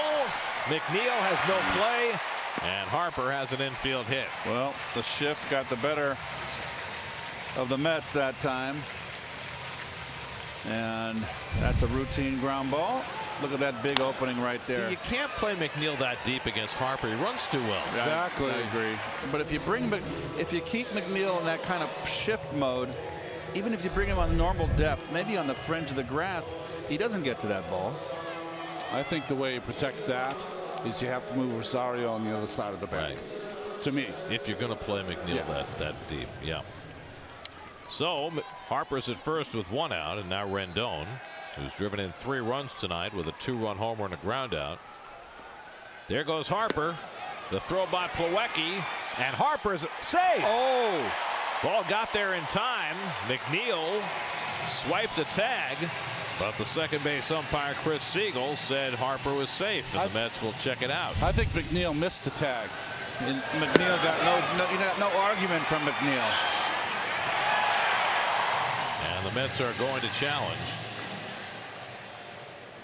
We're not going to be able to see it from that view, but I thought he threw the tag down, but never got it on the hit. Here we go. Here's the right angle. Oh, It looks like he got him. he got him, and he's out. That's an OUT. Well, if they reverse it, it'll be the second for Plawecki tonight. He got Michael Taylor back in the 7th inning. Question is, did he make contact? And it appears from that as though that he did. I think he did, my friend. I've been wrong about 50% of the time in the last month. I think this is the best angle we have. It appeared to move the uniform pants a little. Yeah, before his finger hits the base. Yeah, I don't think there's any question that the tag was in time. The question is whether he actually made contact. Yeah. I was going off the reaction from McNeil because Rosario thought he was out right away, but McNeil did not. Tom Hallion and Bill Miller are the crew chiefs in the replay center in Chelsea. And we will wait for their adjudication. Harper started the night 12 for 14 in stolen base attempts, and he took off first pitch to Rendon.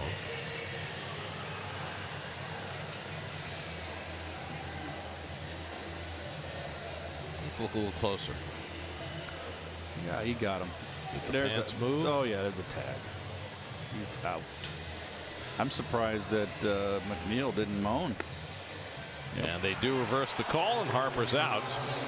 So it's 2-4 on the caught stealing. Credit Plawecki with his second runner caught tonight.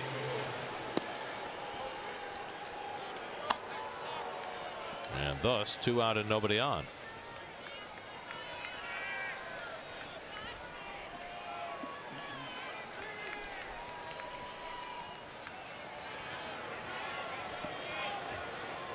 One and 0 the count to Rendon, who's 1 for 2 in his career against Rame. And he takes a fastball high 2-0.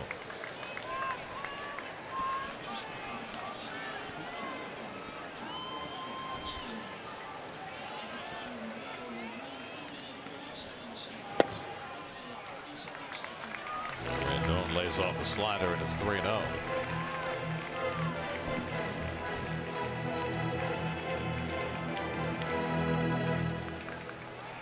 Rendon's already gone deep tonight. It's 22nd of the year, and he takes that one on the corner. 3-1. Mets have used 7 pitchers tonight. Jason Vargas started, went 5 2/3, allowed 2 runs, 3 hits.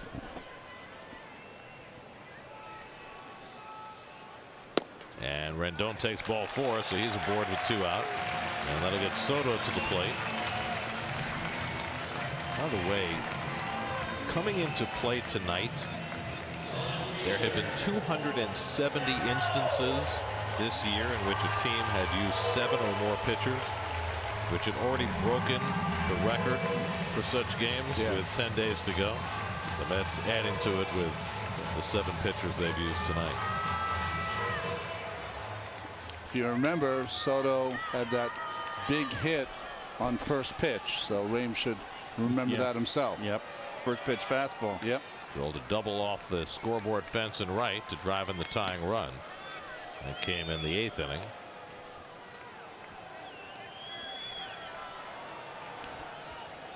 Giglio hit 24. Harper hit 22. Soto's got 20. And he's driven in 65 runs with his 1 tonight. And again, he goes after a first pitch fastball. 0-1. Oh, that was right there in his wheelhouse. He beat him. Put a little something extra on that fastball.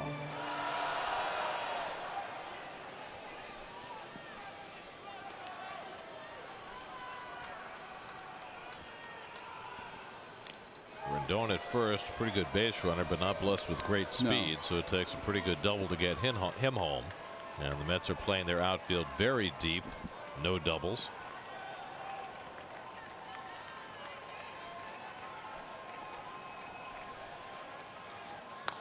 Soto grounds one down to first, and Bruce will take it himself. And so Rame, helped out by the caught stealing, gets himself through the 10th.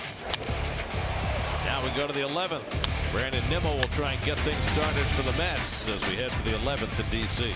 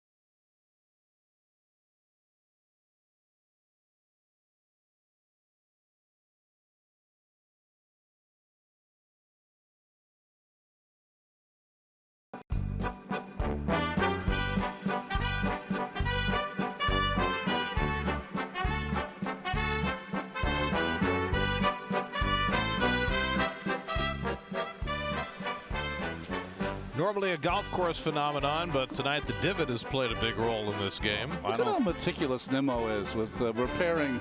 Does that surprise you for one moment? It does not. That was a wonderful help by Dominic Smith there. The little left-hander Tim Collins comes on to pitch the 11th inning for the Nats, and Brandon Nimmo takes curveball in the dirt for ball one. Collins throws hard, not as hard as when he first came up. He's a smaller left-hander, got a good breaking ball. He missed 3 years with 2 Tommy John surgeries before making his return this year. Stands just 5'7" in the book, maybe 5'5" in real life. Might be the shortest man in baseball. He and Altuve are probably see just about eye to eye. I saw Altuve this week, and I think he's a little taller. Altuve's taller than Collins. Yeah, I think you're right. 2-0 to Nimmo, who's 0 for 3 and a walk tonight. Struck out 3 times. And Collins misses up and away with a fastball, 3-0. So Collins, the 6th Nationals pitcher tonight. So we've seen 13 pitchers in this game. Each team with 4 runs and 8 hits. Mets had the early lead. Nats tied in the 8th. Now in the 11th. And a strike to Nimmo, 3-1. Jose Reyes on deck, and then Kevin Plawecki. Mets have nothing but catchers left in the dugout. Nido, Mesoraco, Lobaton.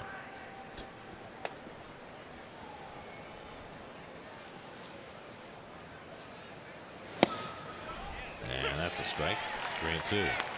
If you missed the news earlier, Wilmer Flores is done for the year, diagnosed with early onset arthritis in his knees, and had a shot in each knee, and If it were the middle of the season, he'd sit for 2 weeks and be back, but there's not enough season left, so he is done for the year. Nimmo cracks one out to right center field. Harper is not going to be able to get to it. Bounces up against the wall, and Nimmo stands at second base with a leadoff double. Brandon, I tell you, he has really turned a corner. Really, his improvement against left-handers. He stays in on this breaking ball. Well, that was a fastball, and that's just quick right down the pipe. Just impresses me more and more every game. 27th double of the year for Nimmo. So he's at second with nobody out. Mets attempted to sacrifice in the 10th inning. That didn't work out, but they might try it again here with Reyes. I think you bunt with Reyes. Yeah. Reyes, you can bunt. He's had a tough year. Got Plawecki on deck. Jackson behind him. And Reyes pops up the bunt. It'll come back out of play.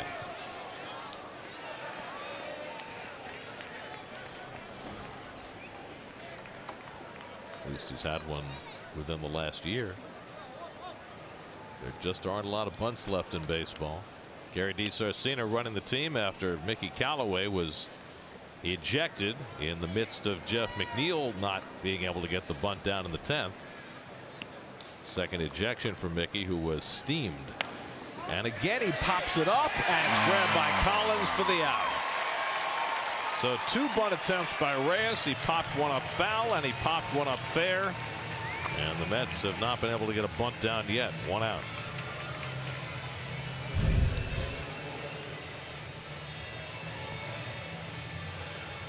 Well, he had the bat out in front, Ronnie. He just good base running by Nimmo to make sure he didn't get caught. Davey Martinez is on his way to the mound. You got right-hand hitters coming up. So Collins is going to exit, and they'll bring a right-hander into the game. 4-4 game in the 11th. We'll be right back.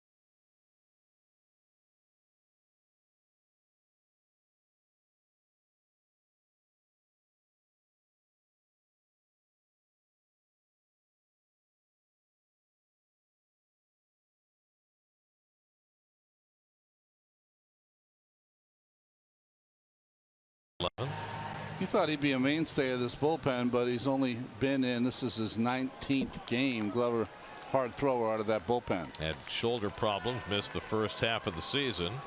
He comes in to face Kevin Plawecki with the go-ahead run at second and 1 out. Plawecki's gone 0 for 4 at the plate, but he's also thrown out 2 runners trying to steal tonight. Now looking to get the Mets in front with a base hit. And he takes up and away from Glover for ball 1.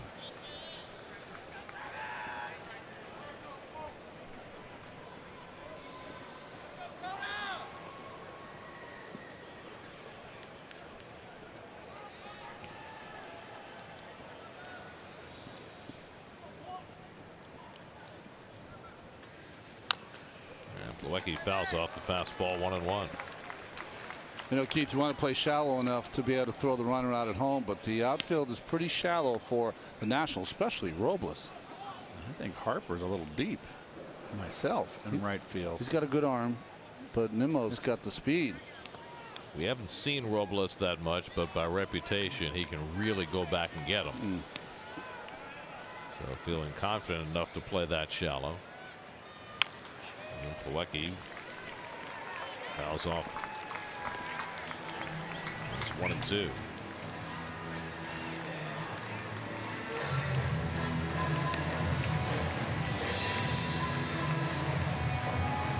'25-year-old Coda Glover coming on after Nimmo's leadoff double, and Reyes popped up the bunt. Each team's now used 7 pitchers tonight. And Plawecki fouls back the off-speed pitch, 1-2.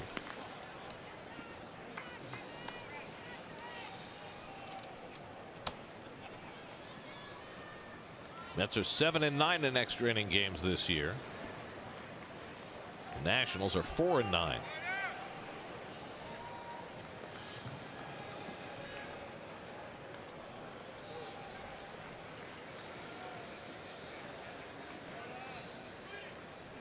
One-two coming, and Plawecki takes high, 2-2. Austin Jackson waiting on deck. Long time ago, Max Scherzer started this game for the Nats. Struck out 13 over 7 innings, but gave up a couple of home runs as ERA went up from 2.53 to 2.57, leaving more space for Jacob deGrom, who pitches tomorrow night. Plawecki lines one right to Turner for the second out. Hit that ball hard right at him.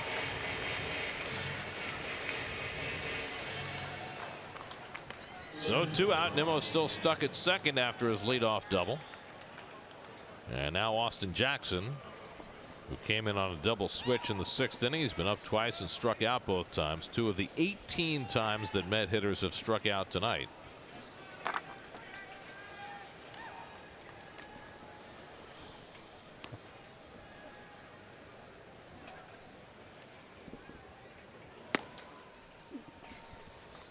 Ball 1 to Jackson.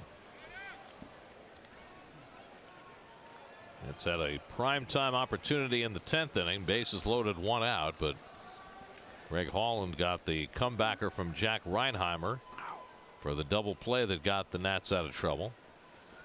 And now a leadoff double in the 11th. And the Mets trying not to waste that. 2-0 now to Jackson with Rosario on deck.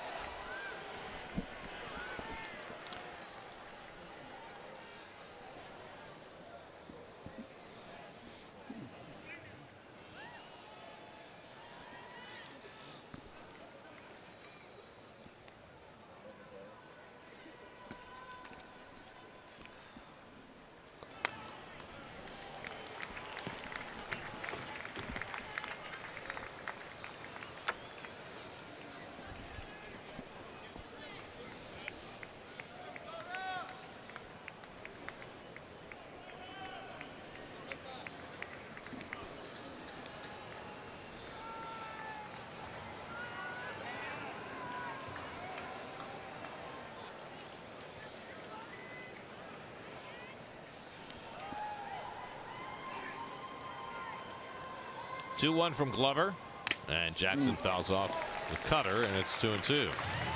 Jackson got 2 pitches to hit there, just missed them.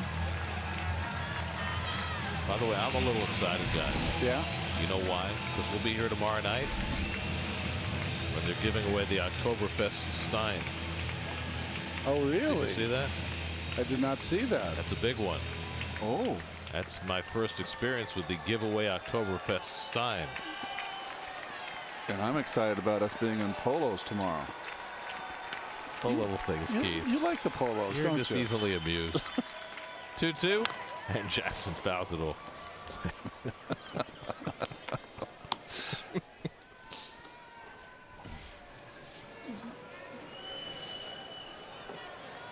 Keith likes those simpler days of summer. You always make the decision on polos. How do you make that decision? It's going to be warmer tomorrow, more humid. The wind's going to be blowing out of the south. Okay. Be a more optimum night for short sleeves. Then we'll be back in the jackets and ties on Saturday and Sunday when it's cooler and wetter. You guys got the weekend. Well, it's the time of year for me. It'll be cooler in New York too, Ryan. 2-2. Struck him out. Go to Glover. Registers the 19th strikeout for Nationals pitchers tonight, and the Mets waste a leadoff double from Brandon Nimmo. They go to the bottom of the 11th, still tied at 4.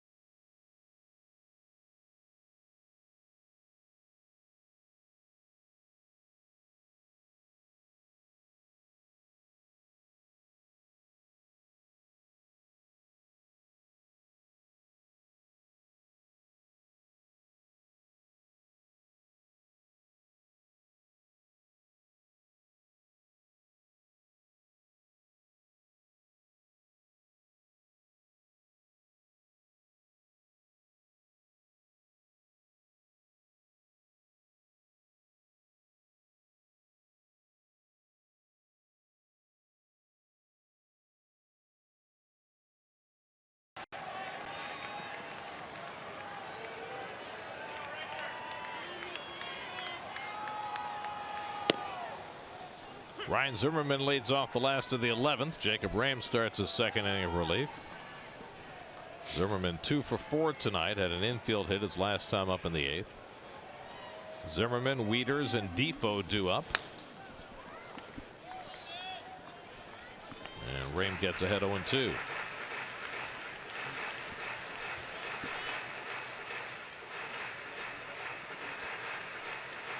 I mean, you wouldn't think it was even possible in September with these bullpens full of pitchers. But, you know, these teams could run out of available arms after a while. 1-2 now to Zimmerman. The arms that Gabe Kapler was bringing in Atlanta are not working. Apparently not. The Braves now have an 8-3 lead as they bat in the bottom of the 8th. And that's going to be the big harpoon right there. The big harpoon. The big harpoon right in the Phillies' hopes. Bryce Harpoon? Well, if the Braves win that game, it reduces their magic number to 4 for clinching the National League East. Full count now to Zimmerman with Wieters on deck. Mets 4 runs, 9 hits. The Nationals 4 runs, 8 hits. Alarm clock rings early tomorrow. Zimmerman flies one into left center, falling fast, and that's down for a base hit. And Zimmerman's going to try for 2. Jackson's throw is too late. So sometimes you play no doubles, and they get doubles anyway. Mets were playing so deep in the outfield that nobody could get to that ball. And then once it landed, Zimmerman winds up at second anyway. There's a lot of hang time on that ball here. And look at, they're playing him into the off field. Look at that big gap. And that's why. I mean, that's a fly ball.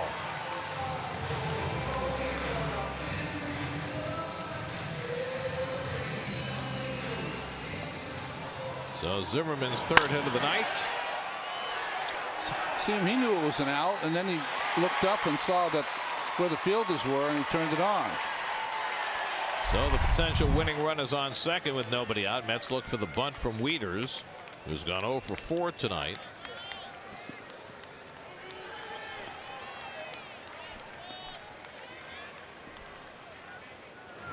And Wieters drives one to center. That will enable Zimmerman to tag. He heads to third as Jackson makes the catch, and he arrives safely.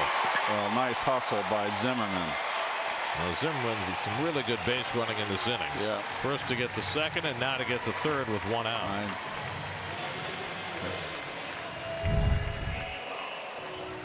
Well, he can't get in a position to really throw Jackson here. Had to go to his left.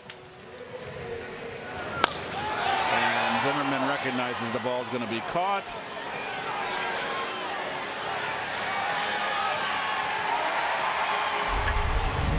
The Mets are now going to intentionally walk Wilmer Defoe and set up the double play possibility. Mark Reynolds will be the pinch hitter, batting for the pitcher, and it makes sense for two reasons to walk Defoe. One, it sets up the double play, but also he's very adept at the squeeze bunt, which could end it. And also, too, with Mark Reynolds coming off the bench, he's a strikeout guy, too. So the question is now, where do you play your infield? Do you play him at double play depth? Do you play them halfway? Do you play him in? I would play the middle infielders at double play depth. I would play double play depth in at the corners.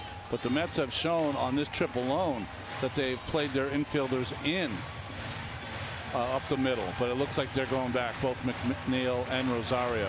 Remember, you got Gary DiSarcina running the team. He was a middle infielder in his career, and he is the infield coach, and he's moving the guys around right now. Bruce wants to know where he's supposed to play. He's got to hold them on. Yes, you got to hold him on. That's a speedster there. So here's Reynolds taking a hack at a slider and missing, 0-1. Just takes a fly ball to get the winning run home. Conforto's playing too deep and left. You only want to play as deep as you can throw in the outfield. Anything over your head ends the game anyway.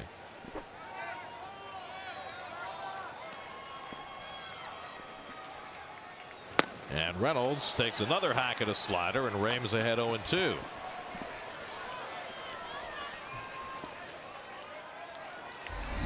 Victor Robles waiting on deck.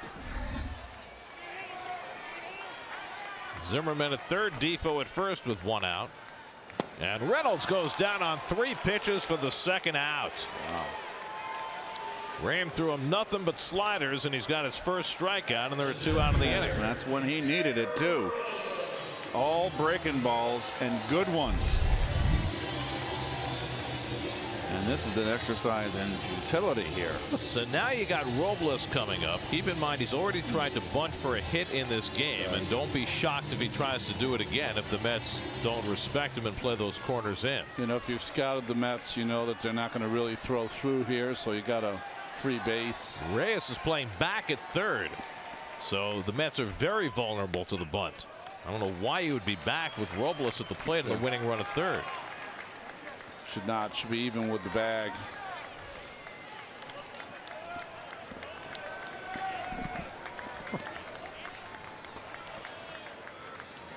And Robles fouls back a high fastball, and it's 1-1. Boy,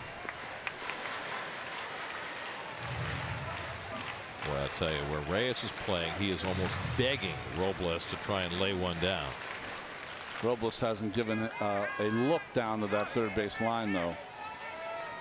Tried to bunt his way on in the third, pushed it back to the pitcher, and Vargas threw him out. He's 1 for 5 tonight at a base hit to center in the 8th.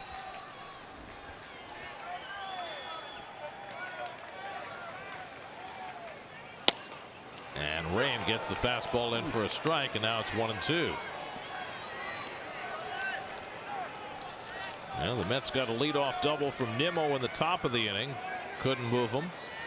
Nats get a leadoff double from Zimmerman, now trying to get him home, but it's 1-2. There goes Defoe, and the pitch high, and Defoe steals the base. So that takes away the force at second. It's 2-2 now to Robles. And they will give him credit for a stolen base.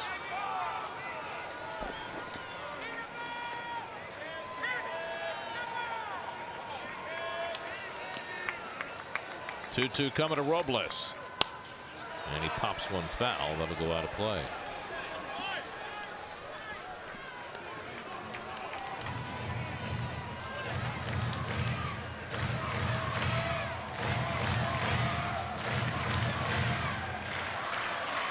'21-year-old Victor Robles batting with the winning run at 3rd and 2 out. And he takes it high. Full count. If he walks, Trey Turner would be next.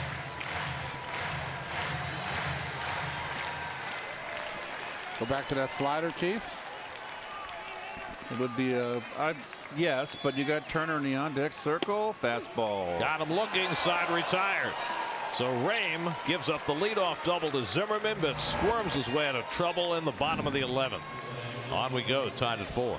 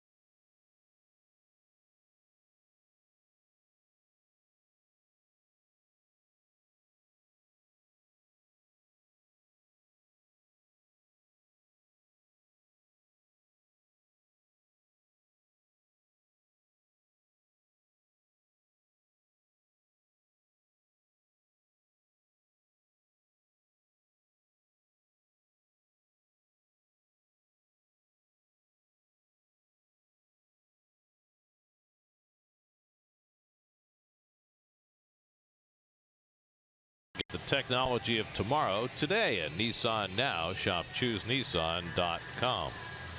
Well, we're going to the 12th inning.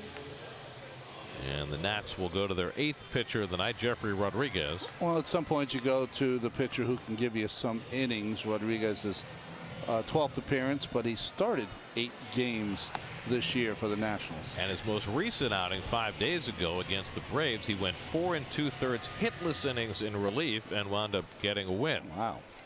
He'll face the top of the Mets batting order in the 12th. Rosario, McNeil, and Conforto. Each team with 4 runs and 9 hits. Each team has had wonderful opportunities in extra innings. Mets loaded the bases with 1 out in the 10th. Got a leadoff double in the 11th. Couldn't score either time. Nats got a leadoff double in the bottom of the 11th. Also failed to score. Rosario chases a breaking ball out of the strike zone. 0-1. Ahmed is 2 for 5 tonight. Single leading off the 10th inning.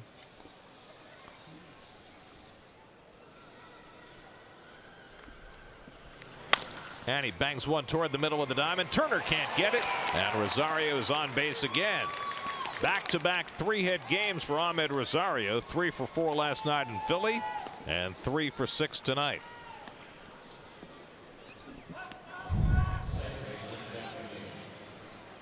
Just keeps coming and coming. Now you got a guy. Last time in this situation they wanted to bunt with McNeil. We'll see how they want to do it here. I'm not in favor. I think you go with a different plan. Yeah, I agree. You've already got Rendon at third base in tight. McNeil has a double and a triple tonight. 2 for 5. I think this is great because you got number 68 McNeil facing number 68 Rodriguez. And how often do you get that in a Major League Baseball game? All of March. Yeah, Major League Baseball game.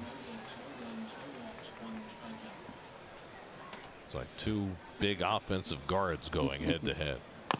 And McNeil this time gets the bunt down nicely, and Rodriguez goes to first with it just in time. So the second time the charm for McNeil. 1-4 on the sacrifice, moving Rosario to second. Well, that worked because it bounced off the plate. Yep. Took a big, huge bounce. Could have taken a bigger bounce. He might have beat it out. Straight down, off the plate. Definitely topped it. Boomerangs up. Well, let's see if they pitch to Conforto or if they'd rather walk him and pitch to Bruce, and they're going to walk Conforto. So this will be the third time Michael's been walked tonight. This one's intentional. Well, there it is. We got to put that smile on that rabbit once in a while. Not if he keeps getting whacked by baseballs like that.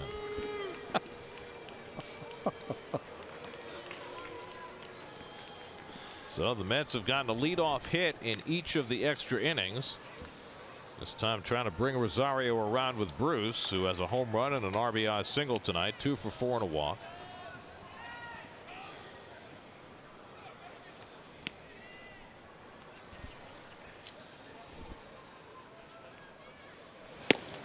And Rodriguez gets it in for a strike.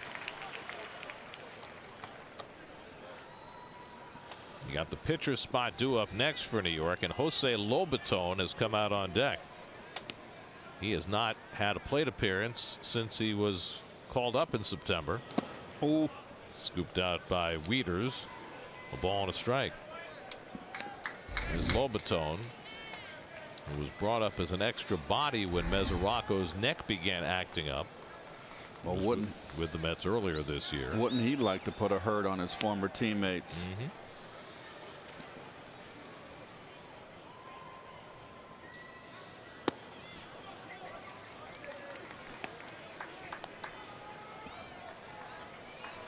Two balls and a strike to Bruce, whose home run was his 9th of the year.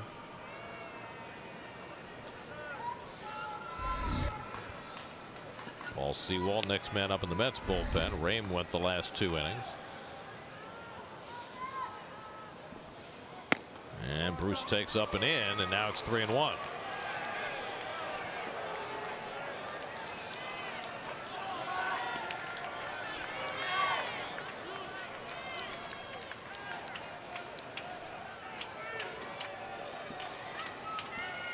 Jeffrey Rodriguez behind in the count with 2 men aboard.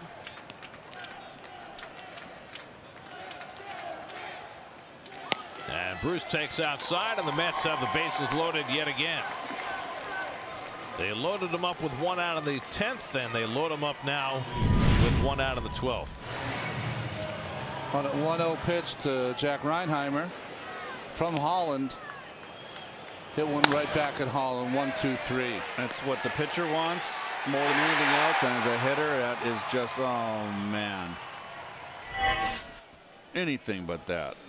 So a big spot for the former National Jose Lobaton, whose last big league at bat came June the 2nd against the Cubs, and now more than 3 months later looking to get the Mets a lead in the 12th inning.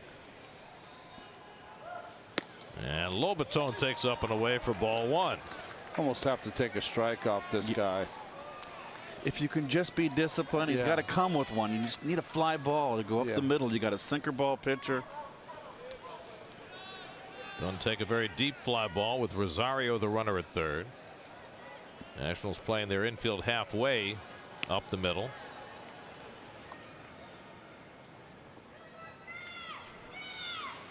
And Lobaton has a pretty good cut and fouls it back 1-1. Very good cut. I don't know why you would play your infield halfway here. Lobaton doesn't run that well. No. Play him back. Yes, double play depth, right? Well, always the chance of a little bleeder. So a little bleeder would be a hard play at home anyways because of the speed of Rosario. 1-1 to Lobaton. And he takes it inside. 2 balls and a strike.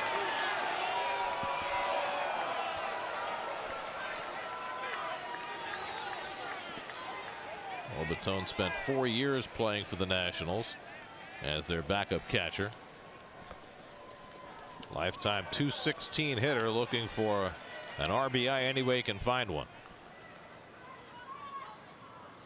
And he goes after a changeup and misses, and it's 2-2. That's some good life on that pitch.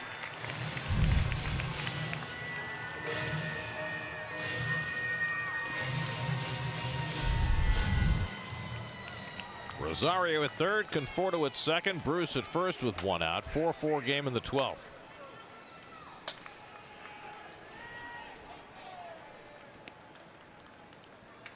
Two coming to Lobaton. And he gets it in the air to center field. Rosario tags. Back goes Robles. Rosario comes on home with the go-ahead run. Jose Lobaton comes through with a sacrifice fly, and the Mets go in front 5-4 in the 12th. Well, that one feels good for Mr. Lobaton. First big league plate appearance in 3.5 months, and he plates the go-ahead run in the 12th inning against his former mates.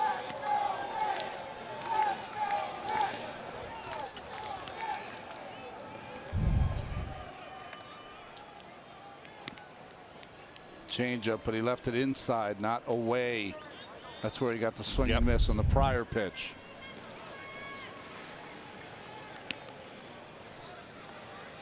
So Lobaton helps the Mets out, and now Nimmo takes a curveball for a strike. You sit around for a couple of weeks, you don't get a chance to play at all, and you come up at a big spot and you come through. Whether you're a rookie or a veteran, that's got to feel awfully good. Yes, it does. I feel like you're part of the team, and especially against your former team, even a little cherry on top. Nimmo cracked a double to right center his last time up. He's 1 for 4 and a walk tonight.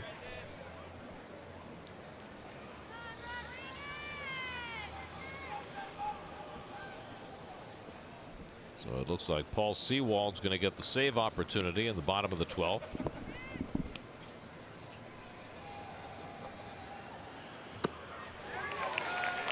Better breaking ball by Rodriguez, and it's 1-2.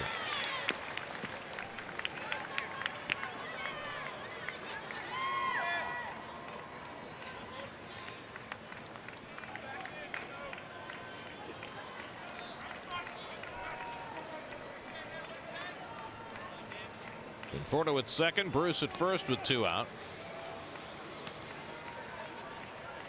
1-2 to Nimmo. And he bounces one on the right side for Defoe. And that retires the side, but not before Jose Lobaton's sacrifice fly gives the Mets the lead. Now Paul Sewald will come and try and save it. 5-4 Mets in the 12th.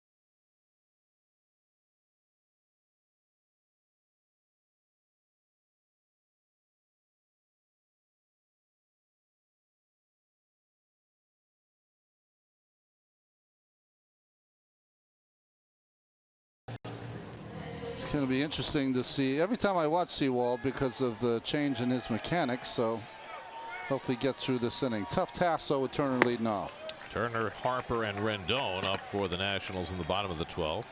Turner's been on base 3 times tonight, an infield hit and 2 walks. Corners are in against the speed of Turner, and he flies one out to center field. Jackson barely has to move for it. 1 out. Meanwhile, the Boston Red Sox on their 3rd try finally clinched the American League East, beat the Yankees tonight 11-6. 3rd straight AL East title for the Red Sox, the first time they've ever done that. Wow. Betts had a big game. What'd you say? Stephen Wright pitched well in relief, huh? Yeah, he's been their best reliever other than Kimbrel. So 104 wins for the Red Sox, and they can get themselves ready for the postseason. Meanwhile, the Braves have won tonight. They beat the Phillies 8-3. Kevin Gausman 6 1/3 for the win. So the Braves magic number down to 4 for clinching the National League East. The harpoon win. Bryce Harper 1 for 4 and a walk tonight. Had an infield hit his last time up, but then was caught stealing. That was in the 10th inning. One of 2 runners Kevin Plawecki is thrown out tonight. And a fastball in for a strike from Sewald. It's 0-2.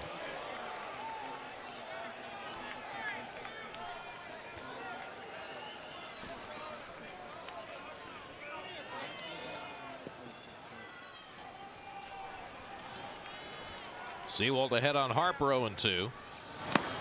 And it's in the dirt. A ball and 2 strikes. Anthony Rendon on deck.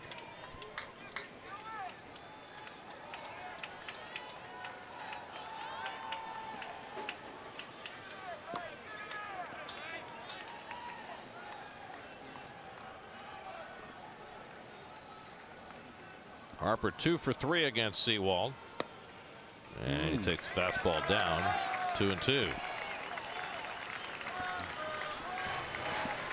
Sewald, the Mets' 8th pitcher of the night.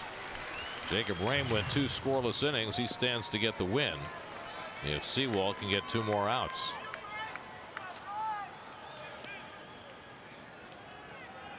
Two. And Harper takes strike 3 called. Fastball on the inside corner. 2 men down. He's arguing about it, but it was a good pitch. Perfect pitch. And thus the Nationals are down to their final out. Harper has just been ejected. So DJ Rayburn, who ejected Mickey Callaway earlier, now runs Bryce Harper. He's got to watch that bat. He almost hit Rayburn with that bat.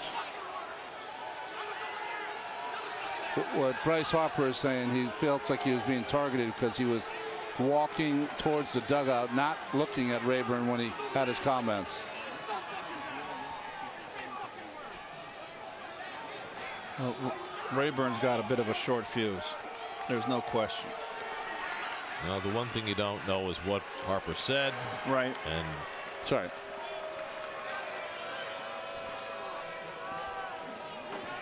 Umpire's been out there for 12 innings too. I thought it was a perfect pitch. He got the call. Certainly could have been a strike. What does PitchCast say?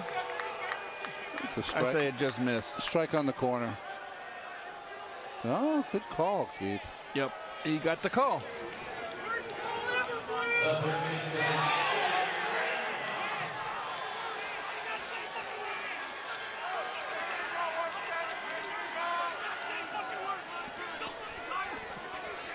Sometimes our mics work too well. Yep. 2 out and nobody on now. Anthony Rendon, who's driven in 3 runs tonight. That's down to their final out, and Sewald bounces a slider for ball 1. Well, Harper's still in the dugout, which he should not be. No, he's got to go. He got ejected. He's going to get out. Apparently none of the umpires realize I it. can't believe all this untidiness. He's got to go in. Off the plate to Rendon. It's 2-0. I remember when Bobby Valentine tried to come sneak back out with the mustache. Well, he's not. It didn't fool the umpires. He's not wearing a disguise. He's just standing there by the bat rack.